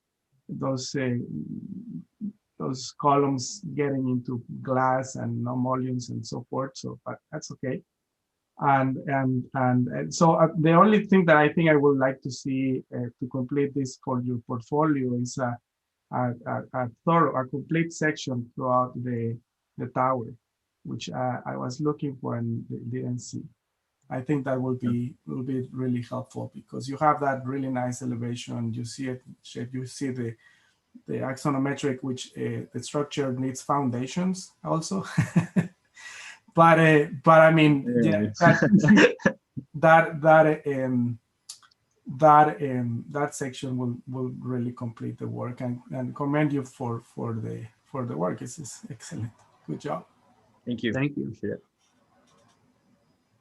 I totally agree. I feel like it's really refreshing to see such a rich and full and complete project that allows us to talk about the issues instead of kind of nitpicking in certain ways. And even though, of course, as architects, we're going to dive into portions of this and give you constructive criticism, but I do think overall it's a very thorough project, and I'm excited to see something that is aggressive in its position on what architecture can do, but also quite curated in its technical and kind of pragmatic aspects as well. So I feel like I only have positive things to say about finishing this day. So thank you. Thank you. Well, and I'll add. I mean, it's phenomenal work, and I'm sorry I haven't seen everybody's in the studio because I'm really interested in all the differences. One thought on this that does strike me, and I'm confused by, is that I would think that condensate would be about as clean a water as you could get. And so I don't quite see the need for all of the living machine treatment, but that to me says that the tower is this source of pure water from the atmosphere, and the bar is this water from the environment that we're going to, I guess, clean, filter, or I don't know if it's even black water from the building itself, if this is a large exhibit hall. But that there are different waters, and that they each might have their own expression as well as their own programmand. Jim, you're the expert, and you got us. I think that's exactly right. Well, I just think that layer, it seems like that poetry is almost built into it. The thing I wanted to end on is just to say that, just catching a little bit of the last project and this, it's interesting that this project is all about, we haven't talked about the site at all, other than to say that there's an argument for a tower. It's an aggressive thing to do in this landscape, but it's seen as a kind of regional gesture. It's something on the skyline. It's not something that relates to a view across the creek. The other project seemed like it had the potential to be very site specific and very intimate. And I guess it's interesting to consider the differences between those two approaches. I mean, I tend to be I want to nestle into a site and be very at home in it and feel like the building has every view is chosen, every space is related so that the indoor and the outdoor kind of flow together. And you can say that probably works in a scheme like this as well, that it has those relations. But I guess I'm just throwing this out there to get people to think about having an attitude about how you situate on the site. It seems like both of these attitudes work. You just need to be clear about what you're doing. And it seemed like if anything was a problem with the last scheme, it was that it had this degree of sort of formality, but it felt like it was more close to the ground and trying to be more site specific, where this, to me, it doesn't really matter that we haven't talked about the site other than as a distant view. So. Yeah, appreciate the feedback, and especially the critical feedback on the water flow, like with your expertise in that as well, is valued. So thank you. Well, on behalf of the studio, I want to thank you all. Thank you all very much for a lively discussion. And I think that we talked about water as issues in architecture, which is something I'm going to be thinking about again all summer long. So again, I'm going to ask the students if they would hang on for just a little bit. And I just want to give them a couple of announcements. And so again, I want to thank the reviewers again. Thank you. Thanks, Thank Michael. you. Thank you, everybody. Congratulations on Yes. the semester. Successful semester completed. Indeed. All right. Hey, guys. I'm getting this note from Robin that says that we have to find somebody in the studios that we want to nominate for, I think, design with distinction. And I think she's saying up to 2 nominees per studio. I have a hard time always doing that, simply because it's like asking me as a parent to choose which child I like. I like them. I thought there were some great things about everybody's project. And there were some little bitty things that I would love to say if we had more time, we could make even better. So what I'm going to ask is if you all will do that. And the way we can do that is by, if you send me an email with your pick or picks, then I will tally them up, and I'll let you all know. I'll paste it on Blackboard, or I will let you know on the 13th when we have our sort of feedback session.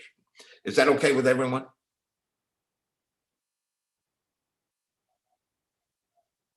Okay, well then I just want to thank you for great work and a great semester. And again, I really am impressed by the fact that I guess this is Texas, and no matter how many roadblocks you put in front of us, you guys found a way to be successful. And I think that's a real important life lesson. And so I have a lot of admiration for the work that you all did. So thank you very much. You deserve my applause and my awe. And so I really appreciate the dreams that you all have. I hope you can make them come true. Okay, thank you guys. Thank you.